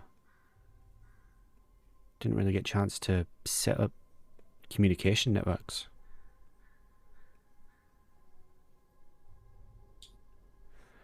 It was a bit of a rushed thing, and since then we've kind of just stayed in hiding because we were attacked constantly until we couldn't hold off any longer and we had to leave. I'm sorry if that's not good enough for you, but that's what happened, okay? I think it makes sense. If we were to if we were to head into the palace with you, and you had a face-to-face with your imposter, I mean, are there some magics we can use to try to reveal their true form? Depends on what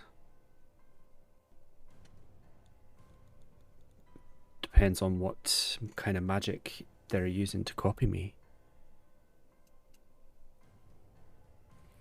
If it's a certain Well- kind of creature, then maybe. If it's a spell, then definitely. If Urso is Maybe. involved, then who knows? You could just beat the shit out of it, maybe. Or we could just beat the shit out of it. I mean, Seems to work so far. I look at Nal and go, you're when you turn into the taller version of Sköld, is that just a you thing, or can you do that on other people? I think I can only do it on myself. I was gonna Let me- say we could, Let me just check. with Steelbrow's permission, we could have done it on him and set a trap as if we found someone in the hive, and we can go straight up to him and then reveal you as the real Steelbrow. Because otherwise, we'll have to fight through all them guards. Well, depends how many guards there are. I don't know. Not That real. is true, actually. It might only be the Steelbrow person who's convinced them, because they got no reason to doubt, I guess. Sköld. Yes. Roll a. This is going to sound weird, but roll a historical perception check for me. A historical perception check. Is that just a perception check?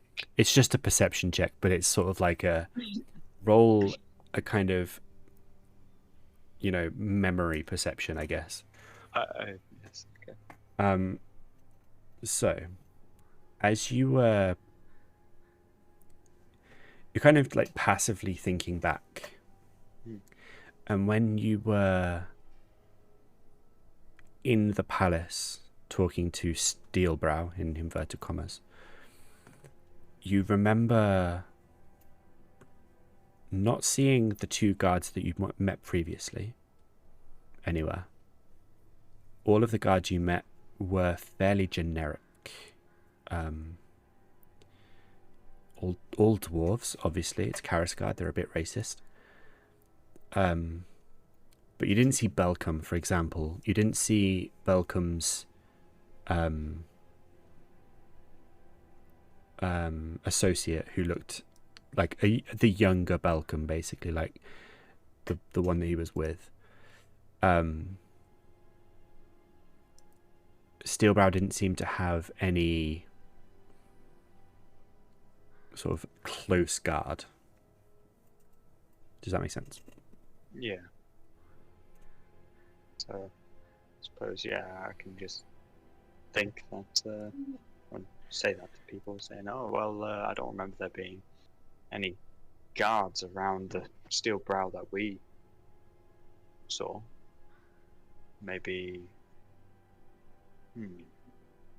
there can only be one person impersonating, while the others are, I don't know. It just seems a bit odd. That maybe there's a limitation here. So they haven't replaced. So if there's a replacement for you, there isn't a replacement for the other guards. It's possible. So that means that they're not replacing guards as well, as they would replace those guards that you took with you.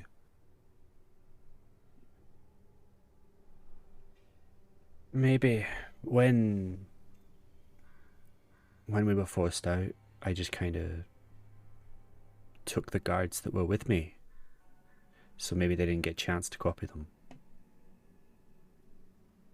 What? You said something forced you out, not someone. What did the things look like? They were disgusting creatures, really. They were all they were sort of slimy, with scales, almost like fish, maybe, but with legs and kind of big long jaws. Not too dissimilar to a kobold, except slimy, obviously, like I said. And I don't know if you know what a kobold is. It was dragon slaves, essentially. Yeah, that's some, yeah. Oh, nice. Well, sorry to hear that. Yeah, that weird little dwarf we met seemed to have control over pretty much a small army of them. Well, it's understood that Asoa had loads of different types of creatures at her disposal. These fish with legs may well be another one then.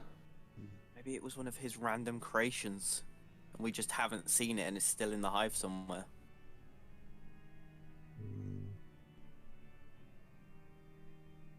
So there's a lot of these fish with legs. Well, I killed about 10 of them over about 2 weeks. Eventually, they just overwhelmed me, and I couldn't fight them off. So not too strong then, or are you just very good at what you do? I'd like to think I'm very good at what I do, but eventually they just overwhelmed. There were too many. I couldn't fight them off, so I had to run. Okay, so just hear me out. I know I'm feeling good about this, but what's the chances that you're an imposter? Like, if you know what I mean. And is there some weird trap? Do you think I'm an imposter? Not really. But now I know imposters are a thing. It's a bit concerning, isn't it? True. You believe what you want to believe, but I would never send anyone into the hive willingly.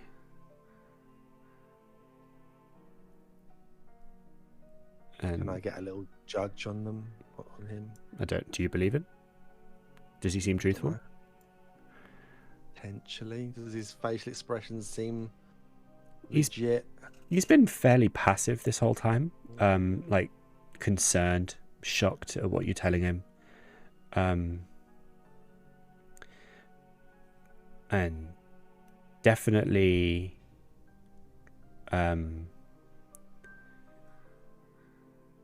definitely considering what you're saying and taking it on board.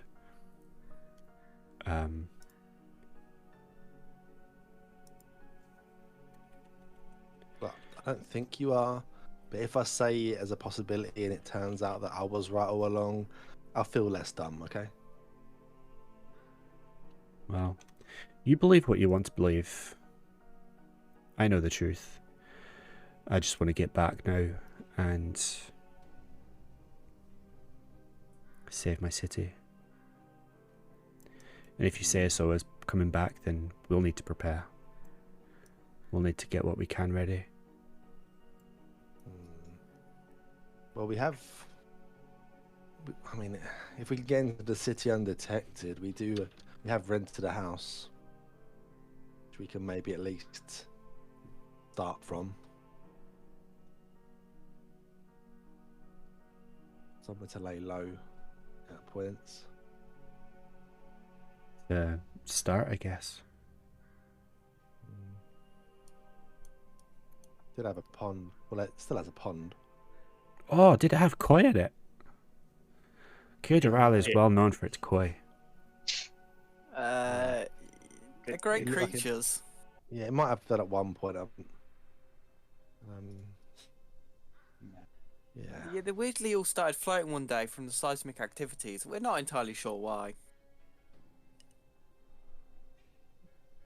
Yes. Well, that's a shame. I do like my koi. I agree, they're very delicious. You wouldn't know. You wouldn't. I'm not saying that I'm knowing, I'm just teasing. It's a complete outrage. So should we head then now? Have we got any preparations to make here? Well, I sent Belcom and Throdan to get the other two. When they get back, we'll gather some supplies and head off, I suppose. Is it just you five in the city here? Or are there any other people here? It's just us 5. How have you survived this long? Well, behind the altar there's a cellar that's got food, and we can grow mushrooms and fungus quite easily. It's a pretty nice environment for it. The guys who lived here, really good at what they do. What happened to them?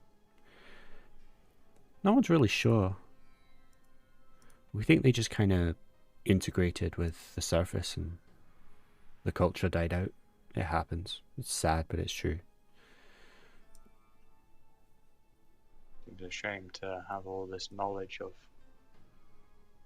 magics and stonework and such go to waste.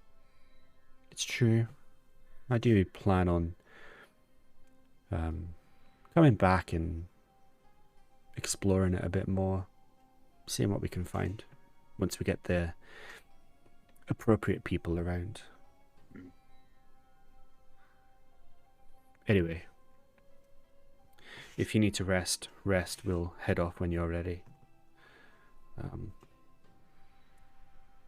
Do you need to rest, or are you okay? Yeah, I think I'm it's quite probably good to actually. A little bit of a rest A few anyway. hours, isn't it? Oh, since we left. Fought the What about it's monster. been days? No, it's only been, well, what, 3-4 hours maybe? Yeah, basically. And Has we it can been go that for a long? bit. Wow, Yeah. time does work. I've been gone for days, guys. At least it's felt that way. Yeah, you look a bit older too. You got some wrinkles. Not a year, a week at most. And they didn't have any washing facilities or anything there? Must have been really rough. I can tell you, I had the finest still there. I was the only one not being tortured. You say so. Does he still have the eye patch? Yeah. Oh, I'm still wearing the eye patch. I point to the eye patch. I like that one. I should get myself one as well. Yeah, it's the sign of me being a full-time pirate. Nice. The pride and the curse now. Say that again. Well, It's a pride and curse. Oh. well, I guess we could go for a few hours and have a camp in what, 4 or 5 hours maybe. Make some progress. Yeah, Steelbrow heads off back to behind the altar and leaves you to whatever you're doing. And yeah, you're free to set up a camp and have a long rest, or just have a quick rest if you want to, or It's only just been a few hours. I suppose we can have short rest. okay. Yeah, it depends how long he's planning on taking. If he's going to take 10 minutes, I'm ready to go. But Yeah, I don't gonna be a bit really need longer. a rest. I'm still fairly well yeah, in one piece. it's just obviously if you say we're getting tired, I don't know. No. Push through and It's get just a kind of offer. Then we shall move on. I mean, yeah, we're going to have a short rest if it takes longer than an hour. Let's say it that way. We're not going to have a long rest, but we're going to have a short rest if he takes longer than an hour. If he's back in 20 minutes or so, we can move on. Okay.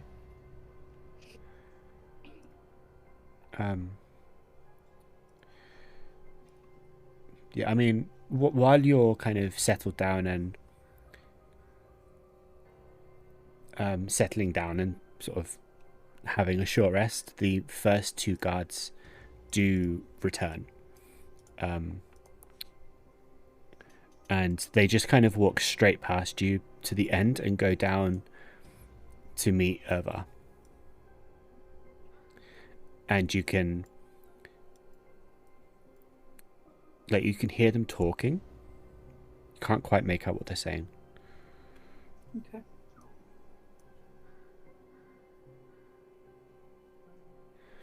And then while they're talking, and you're still kind of resting, 2 more dwarves walk in. These two are...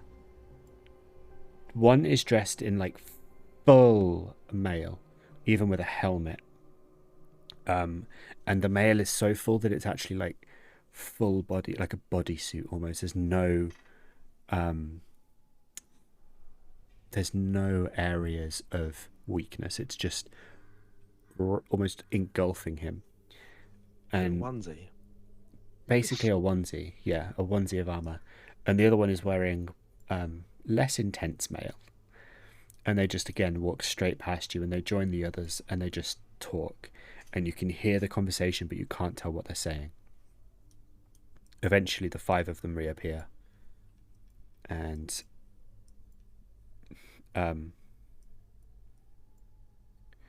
cool. Go. There. No. Stay. They kind of set up in formation. And Irvar leads them over. Are you ready to go? Yeah. Mm-hmm. Pretty good. All right. So I did that as Hmm? well. So I saw that Nell did a short rest. I thought might as well do that at the same time. Oh. I was hoping I would recover my soul 3 points, but I don't. I think that's a higher level. Okay. You then head off. They lead you through this fairly extensive city. Let's see if I can... Can I lead you here? I can. This is what it looks like. And they sort of lead you this way round, and you came into the church this side. And as they lead you out, it's onto a sort of walkway above streets underneath.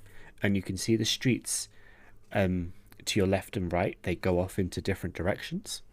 But they lead you straight across the bridge through a building that's built up into another corridor, footpath essentially, that just seems to go on and on and on and on until eventually, instead of reaching a door like you did to enter, you just pass into a cave system, much like you did to enter the tunnel in the first place. Even the same crystal that used to light the cave system previously is present again, giving you some form of light, but not enough to see fine details. Irvar and Jesus, what was his name? Sorry. Belcom are taking the lead. They are leading the party. Behind them is Throden, Belcom's son, you learn, and then Raglan and Bill. So on here we've got, yeah, you can see that's cool. So you've got Irvar and Belcom, then you've got Bill and Raglan, and then Throden is bringing up the rear.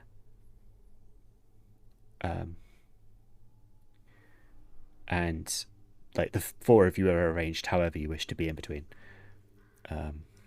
But for sake of argument, it would be something like that. Mm-hmm. And like the passageway is fairly hospitable for you. You know, you can walk 2 abreast easily. There's no issues there whatsoever. And it's fairly easy going. You can tell that this way has been more heavily trodden. Not necessarily in the immediate past, but in the not so distant past. And whereas before you kept coming out into cave systems and lakes and all sorts, this is just an underground cavern corridor almost. It's just the best way to describe it, that does wind and weave its way through things, but eventually, or essentially, just always finds its way back to a distinct bearing. After about 2 or 3 hours, you come to a fork leading left and right, obviously. And without even a second's hesitation, Irvar just leads you straight left. Just straight down the left path. And this seems to be the way. Like, he doesn't question it. Nobody questions it. The five of them just follow this path, and you continue walking until eventually all of you are tired. You lie down for a rest, set up camp. There's a fairly nice area you find that's big enough to just about squeeze a tent or two up. I wouldn't call it comfortable, but it's doable. And that's definitely not what I wanted to do. Is there anything you wish to do during your rest, or are you just going to continue? I suppose we're not taking watches, are we? No. Well, I mean, you can offer to. But essentially, the Irvar deems it not necessary, but you kind of get the impression that the guards kind of feel it as their duty. Okay. I want to do something. It's nothing big, but I want to. So when Aqua came back from the prison with Sköld, do we also perceive him as a pirate now, or do we perceive him as we did before? No, he is a pirate to you now. Okay, he's a pirate. So when we settle down for the rest, and probably everyone has some food and sits around some fire or something, I am going to. Do I even have this spell? Hold on. I'm just going to sit close to Aqua and just we have some basic conversation, and I just okay, I'll do it with prestidigitation. It's something very harmless. I make a very small image of a ship, of what I imagine a ship to look like. I cannot remember having been on a ship ever, but what I think is a ship. So I hold it in my hand, and before we go to bed, I just blow it into Aqua's direction, and for a few seconds, Aqua feels the wind blow around his face and in his hair, and he can smell the sea breeze for a few seconds, and he can smell this distinct smell of the ocean, and he can hear the waves crashing against the side of a boat. But after a few seconds, it's gone, and then she goes to bed.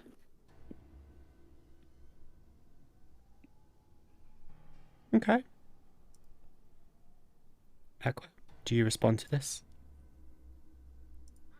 I'm just I'm kind of thinking about what's been happening, the whole talk with the Valkyrie about my morals being changed as well because of me not being morally right, and now this God saying I have to be good, and me thinking about on whether or not I was or not, considering I thought I was at least helping people even though I was a pirate, and whether or not I should have changed earlier, and that just helps the memories be more clear and more focused, as if I'm actually there. Okay. Nice. Right. As you all drift off to sleep, the night is uneventful. You wake up the next day, rested, recovered. Any kind of exhaustion that you had left is gone. I don't think anybody had exhaustion, but you're okay. So you're okay. and you awaken. It's a fairly jostled morning. Like, there's not much time to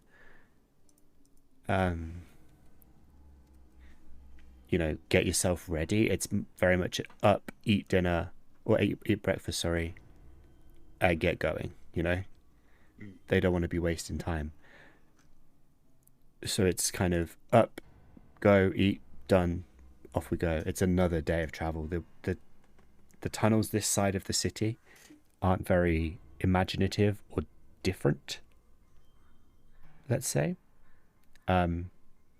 They do in places widen out to be kind of something resembling a cave or a cavern, but then do slim back down to just about double 2x2 size. But it's another uneventful day. The guards in Irvar seem fairly content by this. An uneventful day is a day that is trouble-free in their view, which is always good. The second night passes. If Are there's we any, making good time as well? it seems like it. Any sort of decision on what direction to take, Irvar just takes it. He doesn't question himself. He doesn't think about it. He just knows, or at least he gives the impression of him that he knows. Well, in that day, I want to say for Aqua, he was talking to, or trying to, as we go along, to Vic and Al about the place I was in, how it looked, all that, the actual god that I met, and his judgment, and basically why I look a pirate now all the time. So just to update them on everything. Honestly, it suits you well. I think it makes you more. It gives you character. I think pirates are cool, so this just makes you even cooler. It's a whole learning curve again of pirates. I mean, maybe they'll, if you don't want to be one, maybe if you do enough good, they'll be able to relax these kind of things, maybe? I'm not worried about anyone actually seeing me as a pirate because I already was one. So that's not an issue. I'm just worried about if I ever see the boxes again. I'll be sent to a realm I can't escape, apparently. Next time you So- see the boxes, we'll just blow them up. No, let's not do that. I have an idea that might help for me being good, but Well, they've already passed that'll judgment. happen when it comes to it. But surely, if the boxes appeared out of nowhere again, well, they can't because you're no longer guilty. You've paid. Oh no, he said if I summon them again through my outbursts of magic, I will instantly be arrested. I don't know if he said it like that. I think he said if you were, That's how I took it. if you did anything bad on purpose, then you will be arrested. Well, we're not bad. We may like to take some things that necessarily might not be as. But we try to do the right thing. We tried to save towns so far, haven't we? I mean, Nell won't remember, but we did well in the Ogberg and Orva.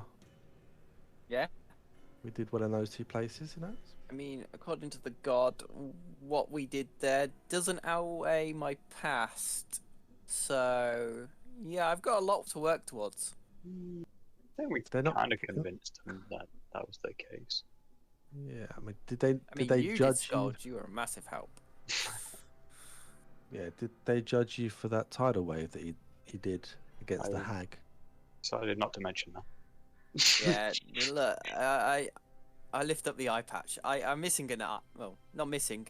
I just lost an eye because of that, and I am cursed to always be a pirate. I tried to poke the eye. It feels just like Skull. Not entirely sure why I let him poke me in the eye, but okay. I mean, Don't you have don't to. have to, but that's what it would feel like if you did. No, I'm gonna let him do it. Seems weird too. Which eye is it? His My right left. eye. Damn. You're right. Okay, I'm missing my left eye. So I look at you and just.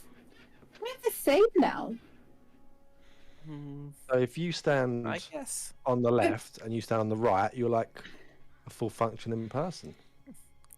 Wow. I wouldn't go that far, but probably. I mean, maybe I could be a pirate.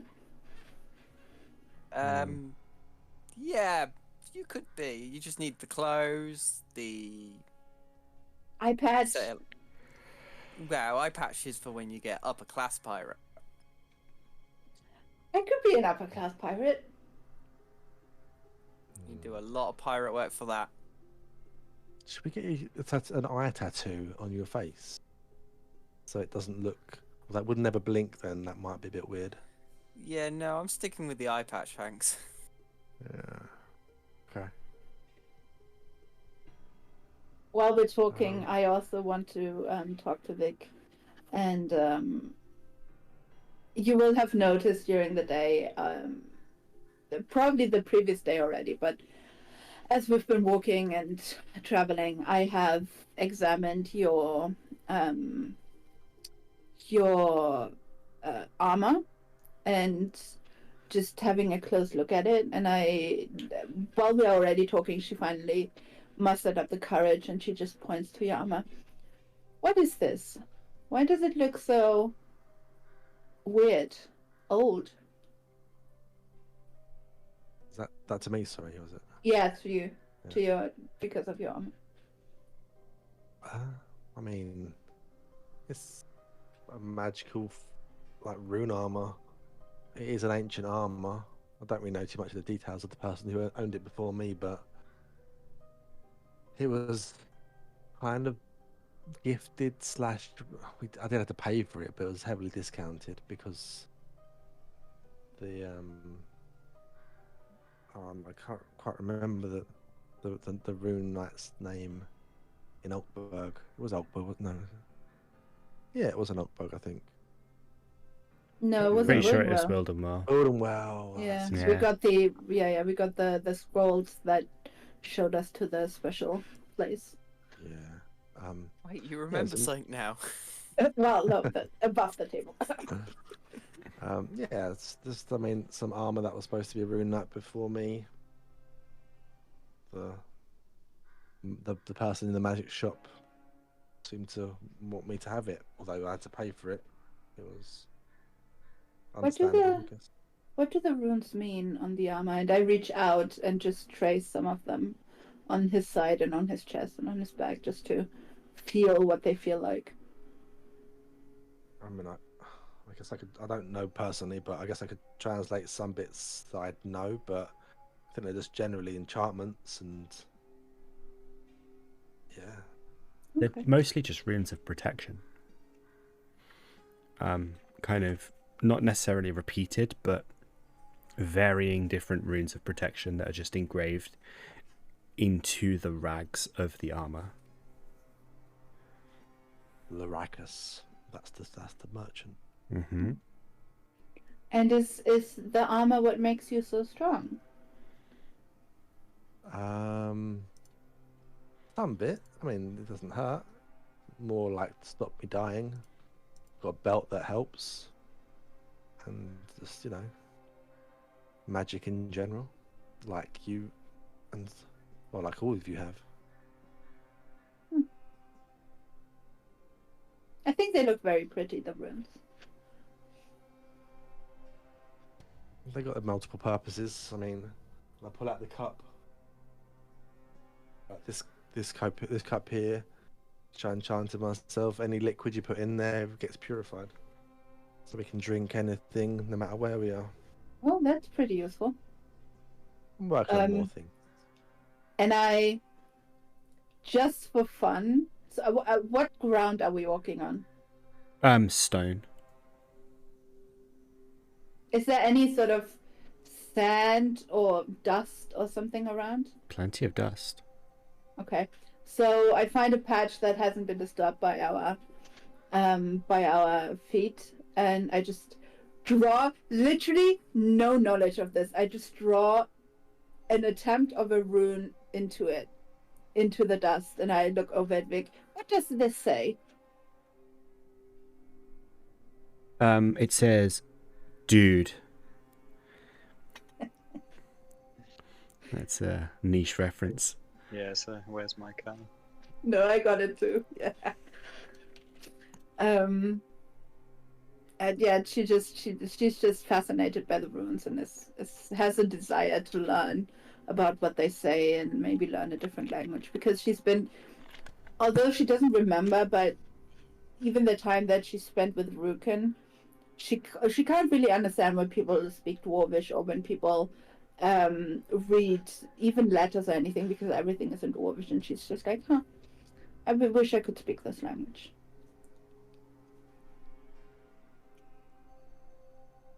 Okay. Throughout the journey and your sort of nightly rests, Irvar does sort of make a few attempts to converse with you. Nothing particularly groundbreaking. He does at least try to learn your names and, you know, somewhat get to know you.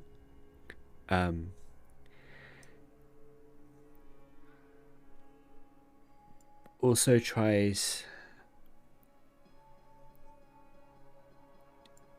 you know, it just sort of tries to bond with you somewhat so that you aren't just strangers traveling with him. He seems to trust you to an extent, so it's now just a case of whether you kind of get the vibe that he's trying to judge whether he should trust you for the long haul or not.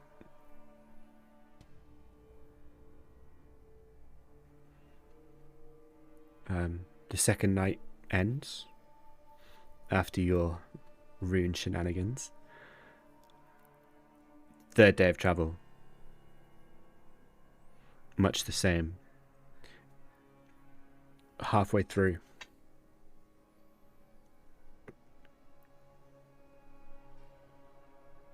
Irvar stops you. Did you feel the ground shake? Did we? It's difficult to tell. You have noticed a distinct lack of seismic activity while you were in the city and in the surroundings. But that time there may well have been something in the ground just kind of bringing your attention to a bit of shake. Whatever magic was... Potentially. Whatever magic was protecting that city of Widow Hall from the effects seems to have washed away. I felt something. Mm-hmm. The volcano's erupting. Yep. It's begun. What we told you. It has been a while ago. Yeah.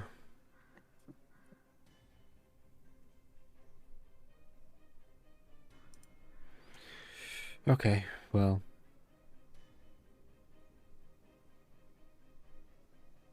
We haven't been lying to you.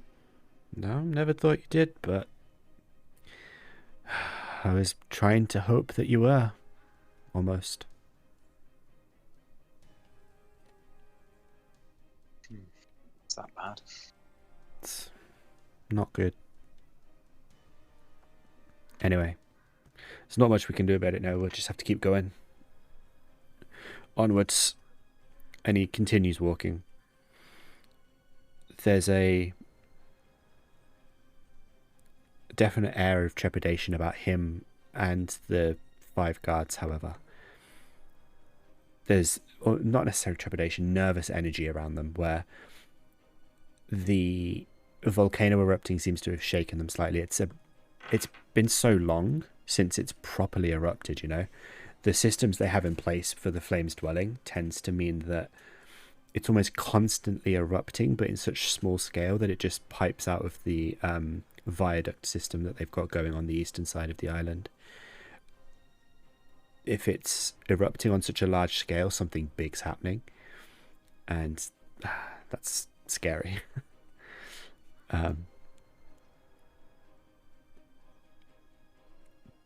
Towards the end of the 3rd day of traveling,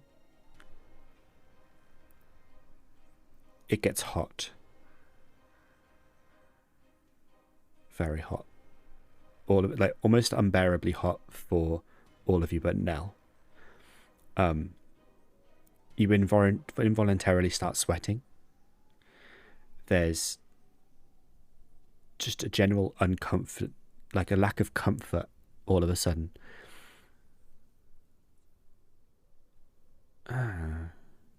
We're still underground though, right? Yes. Is the city surrounded by lava? That's what Yeah. we saw. We're still a day out and it's out this far. Ugh. That's not good. That's bad. It's a long way away. We've got another 10-15 miles to cover tomorrow. That's a lot of lava. It's a big volcano. Your observation skills never fail to amaze. Your skills to not believe us when we tell you this are also amazing. We told you that the city is surrounded by lava, that, you know, how many people would have died if the city wasn't protected? How many people have died if the city isn't protected? The last one wasn't a question. It was just a general statement. However, people have died. Wouldn't they use these tunnels to escape? It's one of those things, it kind of just stopped. If the general public knew about them, then it would be difficult to keep track of who's coming and going. If the hive is, even if magically is the entrance to a Soa's lair, maybe it was useful to them. Maybe it wasn't just a way to get rid of us. What do you mean? Maybe we cleared it out for them so they can use it to go and find a Soa's lair. It would be great if we actually cleared it out. We kind of missed the floor. Still, made it easier for them. Did their dirty work. Suppose. Maybe they're in the hive. Maybe they have actually gone down there to go and explore and see how they can get to a Soa's lair. Maybe they know about the magical way that teleported you guys to her lair or wherever you went to, and they are seeking that.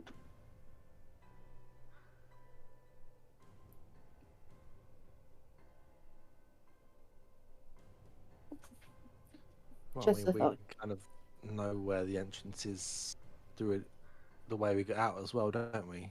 On the other side of the mountain.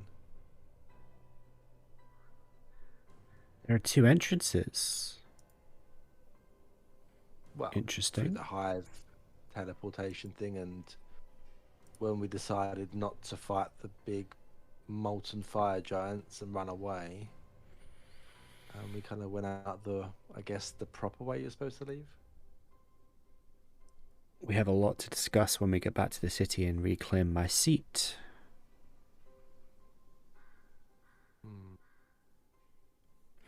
One more day and we'll be there. we should probably discuss our plan. Are we going to go all guns blazing, or are we going to slow and steady?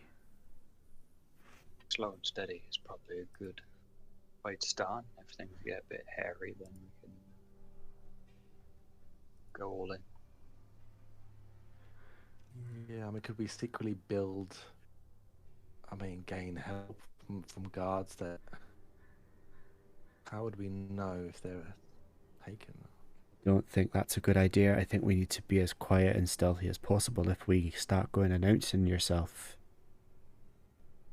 then we don't know who's been compromised. Okay, so we go in there, disguise you, try to act like we're going back victorious, clearing the hive, get an audience, then do what needs to be done. Do what needs to be done. Okay. I can go along with this.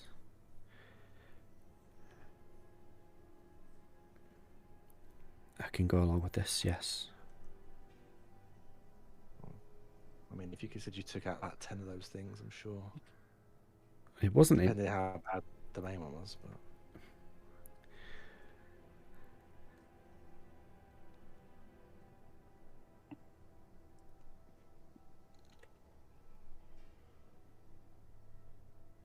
I mean, if you've been through the hive, then you've got skills.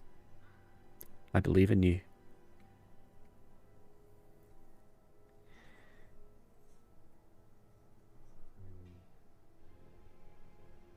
Sköld, Yep.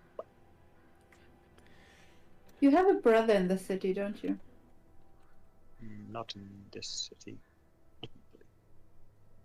Not in this city? I thought Ambrin said you had a Hold up. brother. Let me consult my notes. That's Pretty why he sure was on the boat to go visit his brother. Was it in Kidaral or was it in the one north of Kidaral? I thought it was Cragmire.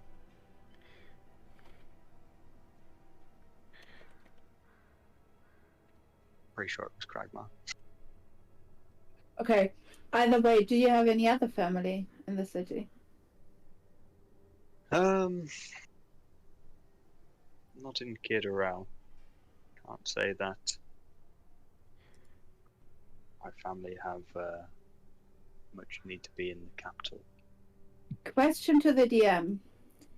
Can we telepathically communicate with our communication device? Or do we have to say things out loud for the others to hear us? So far, you've been able to do the first one. Communication. Okay.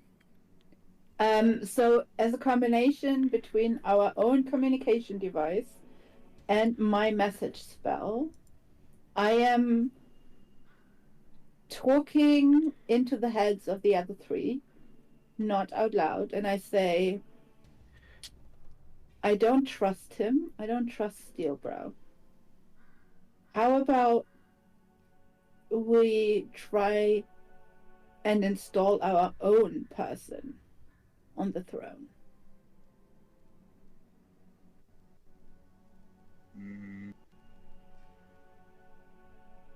Even in death, you haven't changed now.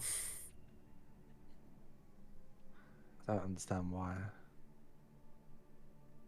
He has abandoned his city. He's been gone for 2 years, and he has not made an effort to go back and try to reclaim it.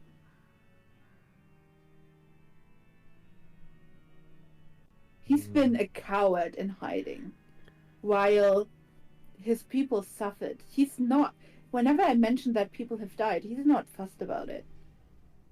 I can What tell sort of- you that most people in charge never really care about their people truly. That makes it even worse. It's kind of the way the world works, unfortunately. Well, yeah. Problem as such, is it? How he runs the city. There's also the possibility that, you know, if we do a good deed here, we could benefit as well. Maybe that rental property becomes our house policy. We don't need passports anymore. Maybe we're allowed to open a business in Kirdaral, in Karsgard. I don't trust him. Vic I can think- settle down with his dwarf lover. Oh. Maybe we Yorn do is leave. probably a bit Yep. upset that you haven't, Nah, you know, Rescued them yeah, from right? all the drama. Yeah. That's the reason we're heading back. Yeah. The real reason. You kind of No, ghosted Bjorn, to be honest. Seriously though, I don't trust him. I think he has ulterior motives. I don't think. I just don't want to see him in charge. I mean, it wasn't. But you still don't trust us, do you? Like, apparently you don't really know us because you don't remember us. Oh, so far you haven't tried to call me. Well, nor has he.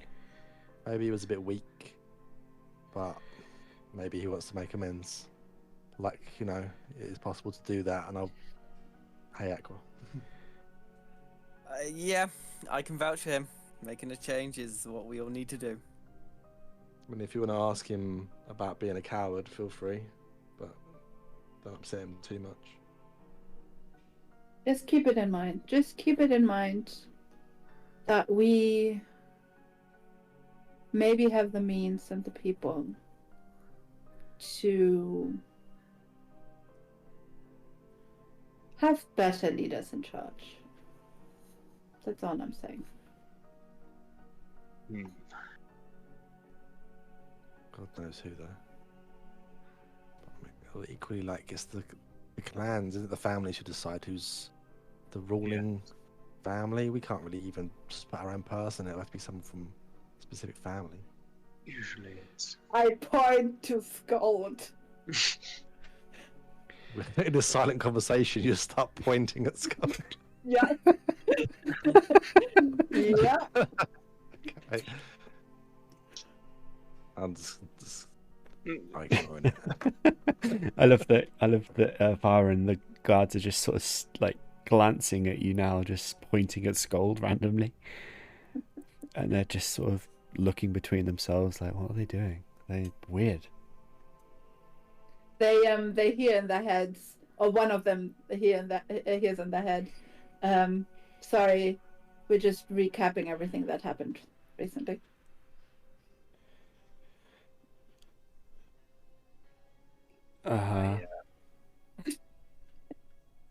Sure. I suppose I should put my 2 thoughts in, not including the guards, and saying, even if I was to be heir to the throne and all that jazz, then what could I do? I don't know if there would be much. Well, I don't have much power in this kind of situation. I think there would soon be a coup. You have us. We can make sure that there isn't a coup. We can make sure that Kirdaral has proper leadership. Well, maybe after we've figured out this whole mess. But I'd rather sort out potentially world-ending problems than vie for power in political. It's not about the vie for power. It's not about the political. It is literally about the world-ending threat that is probably looming. And Kirdaral and this whole island needs someone in charge who knows what they're doing and who has the island's best and the world's best interests in their head and heart. Do the dwarves really care about the world, or is it just their own people anyway? Let's be honest. I would agree Don't we blame them. are quite a. You don't make it any better. Anything you're saying is not making it better. Fact is, we need to. There's no point being in charge. There isn't anything to be in charge of. We need to solve the problem. And think that comes down with actions rather than trying to. I see where you're coming from, but if you're in charge, you have an army. it's not that simple, though. You can't just simply be in charge. You have to have or win the confidence of all three clans. Even Einrath themselves have to have confidence in me as a leader. They have their own people they want in charge.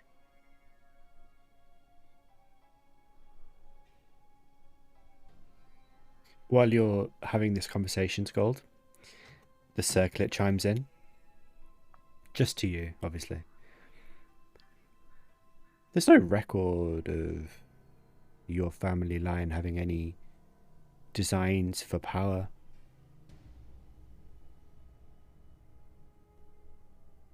Not been our motive.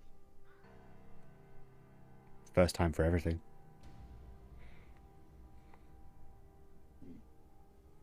Maybe.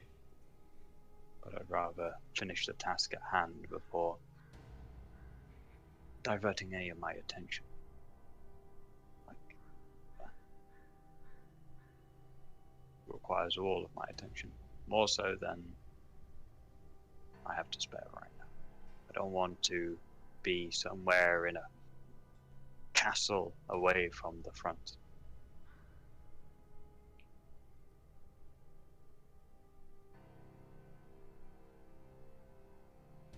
Understandable. And the circlet goes quiet.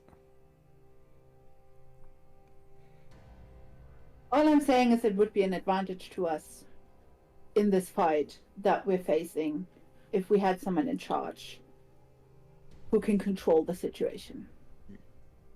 Well, if the situation arises where a leader is required and there's no better option, then I'll take it. But I'm just saying, I'm sure there are better options.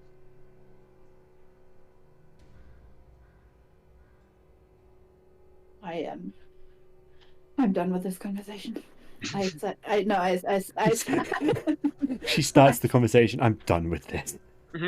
No, I said my 2 cents, and I put the idea that I have and my mistrust in Steelbrow, in the what we assume is the actual Steelbrow out there.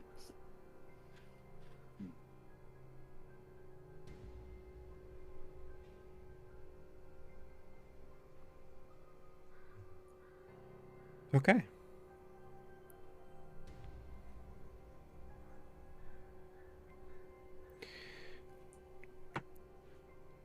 You settle down. The next day of travel begins. Steelbrow and the guards are giving you a few more shifty looks today. You've been acting strange overnight and into this morning, and they have picked up on it. And as the day progresses, getting closer and closer to Kirdaral, where the heat intensifies. Like, this isn't a comfortable journey, even for you, Nell, who is accustomed to these kinds of temperatures. You're still feeling it. For those of you in armor, Sköld and Vic especially, this is horrendously uncomfortable. Like, the sweat is just kind of for Nell and Aqua, this is still pretty nasty. I just cast continuously prestidigitation on myself to have the medieval resemblance of a portable fan in front of my face. Okay. It seems legit. After about 4 hours of travelling on this 4th day, Irvar Steelbrow turns to you and says, "We're about 3 hours away.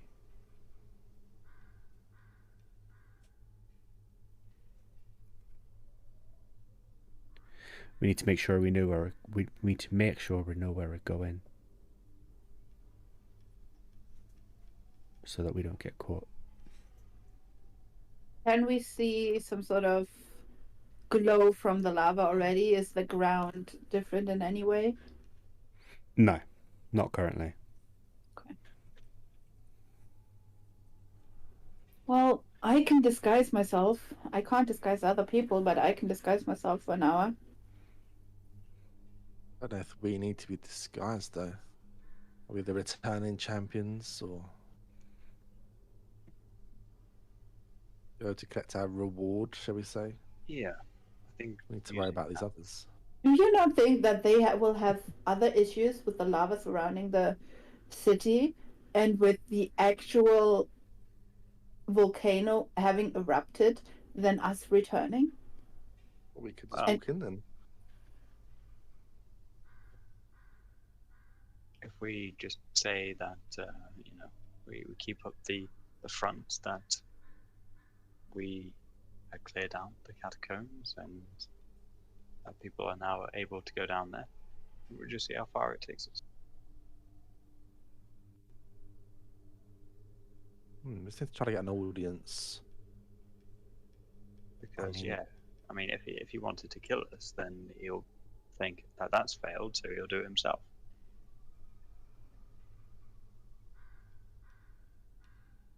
Yeah.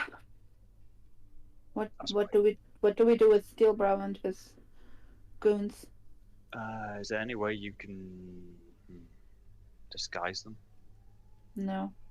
You could say we picked up some help along the way. I mean, Um. the four guards might be okay. Ah, damn. Doesn't last long, but if he's willing, I can make him go invisible. Same.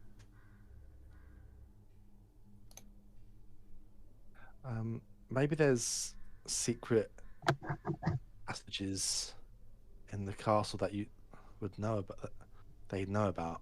So when we go in there, they can sneak off or get in their own way, and then we can all meet at the same point. But yeah, that sounds like a good idea. But what Aqua said, I also can make someone invisible for an hour. So Well, it's an minute. hour. No, no. Yeah. You don't have an Wait. hour? Wait, do I? Yours is Mine's a no. greater one. Yeah, yours is a. Wait, what? Mine's the one that allows me to stay invisible while casting Oh. actions rather than Yeah, but yours being ain't. invisible and doing nothing up. Your invisibility lasts for a minute. Okay, I mine know. lasts an hour. Mine lasts an hour, so I could make Steelbrow invisible for an hour. Okay, so we could go in with them, although, and then the other guards are just guards. That, no offense to them, they're quite nondescript. So We can say we found them in the hive and they helped us way back here. yeah, might be suspicious, I guess. Maybe not in the hive. Maybe they helped us get back to Kid around. Yeah, on our journey from, I don't know, we Yeah. found them on the road, maybe. Trying to flee the lava. Yeah, we saved each one of them from being burnt. So they're leading us back here as an escort. Then you make. So if we get that to our home, then we can make him invisible there. How far was it from our home though to the place? The throne Hoping that's, room. if it's more than an hour, then not. But I'm hoping it's close. I was thinking about us doing it more around the corner of the place, so then we have more time to just mess about and talk. Maybe, but then other people might recognise. However, I mean, you could always wear a cloak, put a hood up anyway to not be recognised. I guess. It's true. Shave your beard. Sorry, I didn't say it. I didn't mean it. Dwarf, shouldn't have said that. Don't tell a dwarf to shave his beard.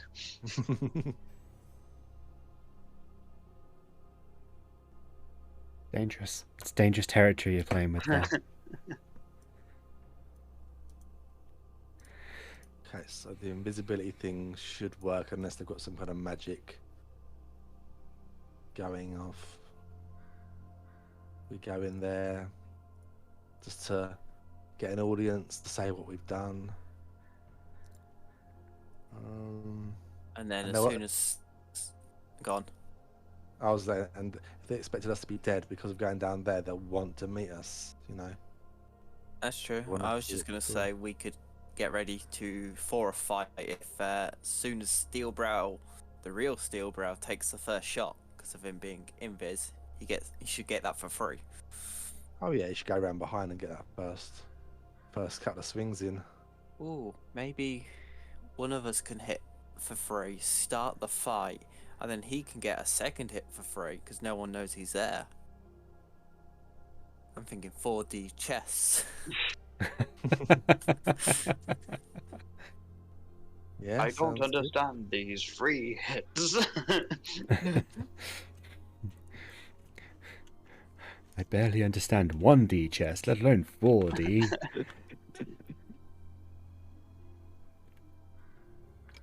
Guess we could speak to Irvin to see if that plan sounds good to him about going invisible.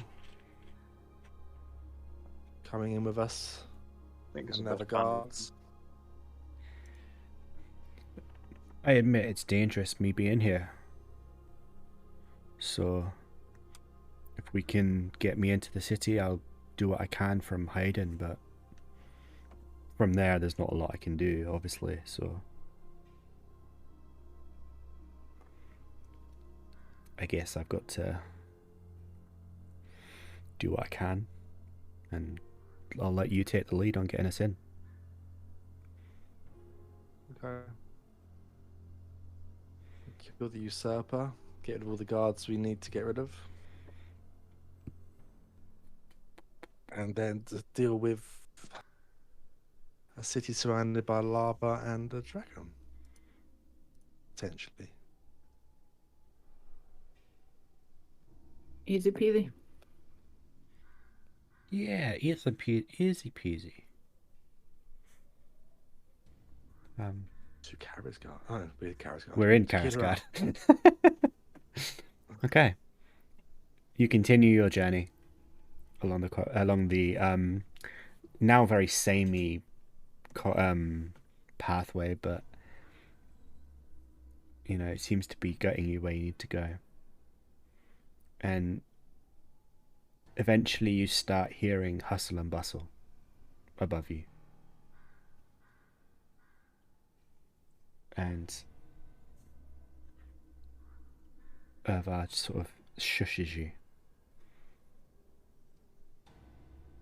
We're right in the city. So we need you to be quiet. And we need to be quick.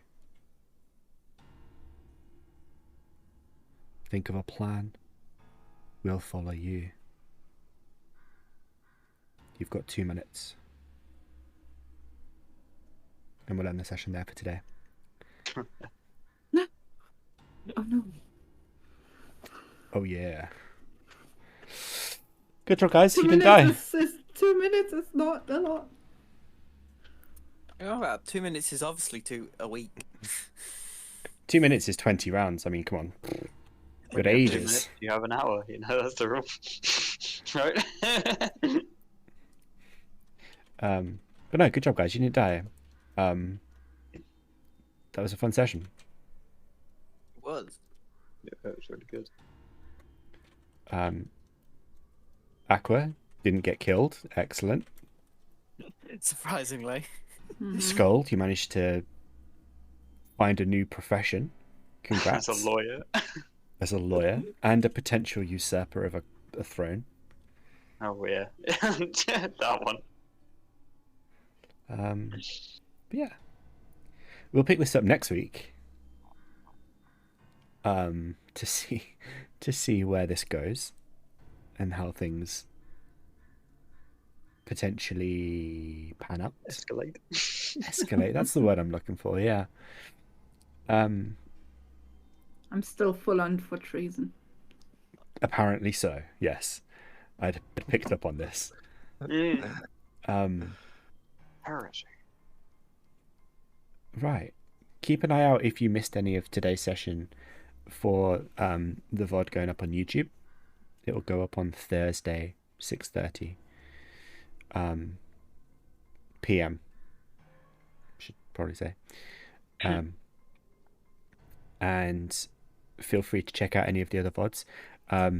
Virius made a good suggestion that we should probably do a catch-up for anybody who's new, who doesn't want to sit through all of the YouTube videos and kind of keep track. I mean, how dare you? There's only like 200 hours of gameplay to get through. It's not I was gonna much. say a week's worth of content. Exactly. more You'll than be that, then. fine. Just sit and watch it continuously and absorb it vicariously, you know? But Watch no, it on 2 times speed as well. We get done in half the time. genius. But no, we'll look into doing a kind of catch-up review of sort of where we're up to, because it sounds like a plan. Seems reasonable. And yeah, until next week, we'll see you soon, I guess. Let me guess, Yathina, you're not logged in to do the thing. I am logged in, but I don't have the browser up. Great. Okay, I'll do it. I hate doing the raid thing because I got it wrong once and it's made me paranoid. Well, it's easier for you to do it though, because you know when you're ending the stream. True. Not necessarily like a Google document, but we might do a sort of, either we'll do a review video where we kind of talk about things and cut it into a 10 or 15 minute video, or we'll just do like a stream, but then a stream's quite long and a lot to take in, so we'll see. We'll discuss it and let you know. I always do like the where we played a different game and talked about our characters. Yeah, we could do something Yeah. like that too. Josh, genius. In But 2 that weeks comment there's a free session, so you Oh, might do it then. Oh yeah, true. That's not a bad shout. After Easter Monday. So on the 11th. 11th. Yeah, it's not a bad idea. We could do it then. So we'll see. We'll let you know. Check out in the Discord for what we come up with. But yeah, anyway, we're gonna go check out these guys. So go and give them a hello. And we'll see everybody later. Goodbye. Goodbye. Bye. Bye. Bye.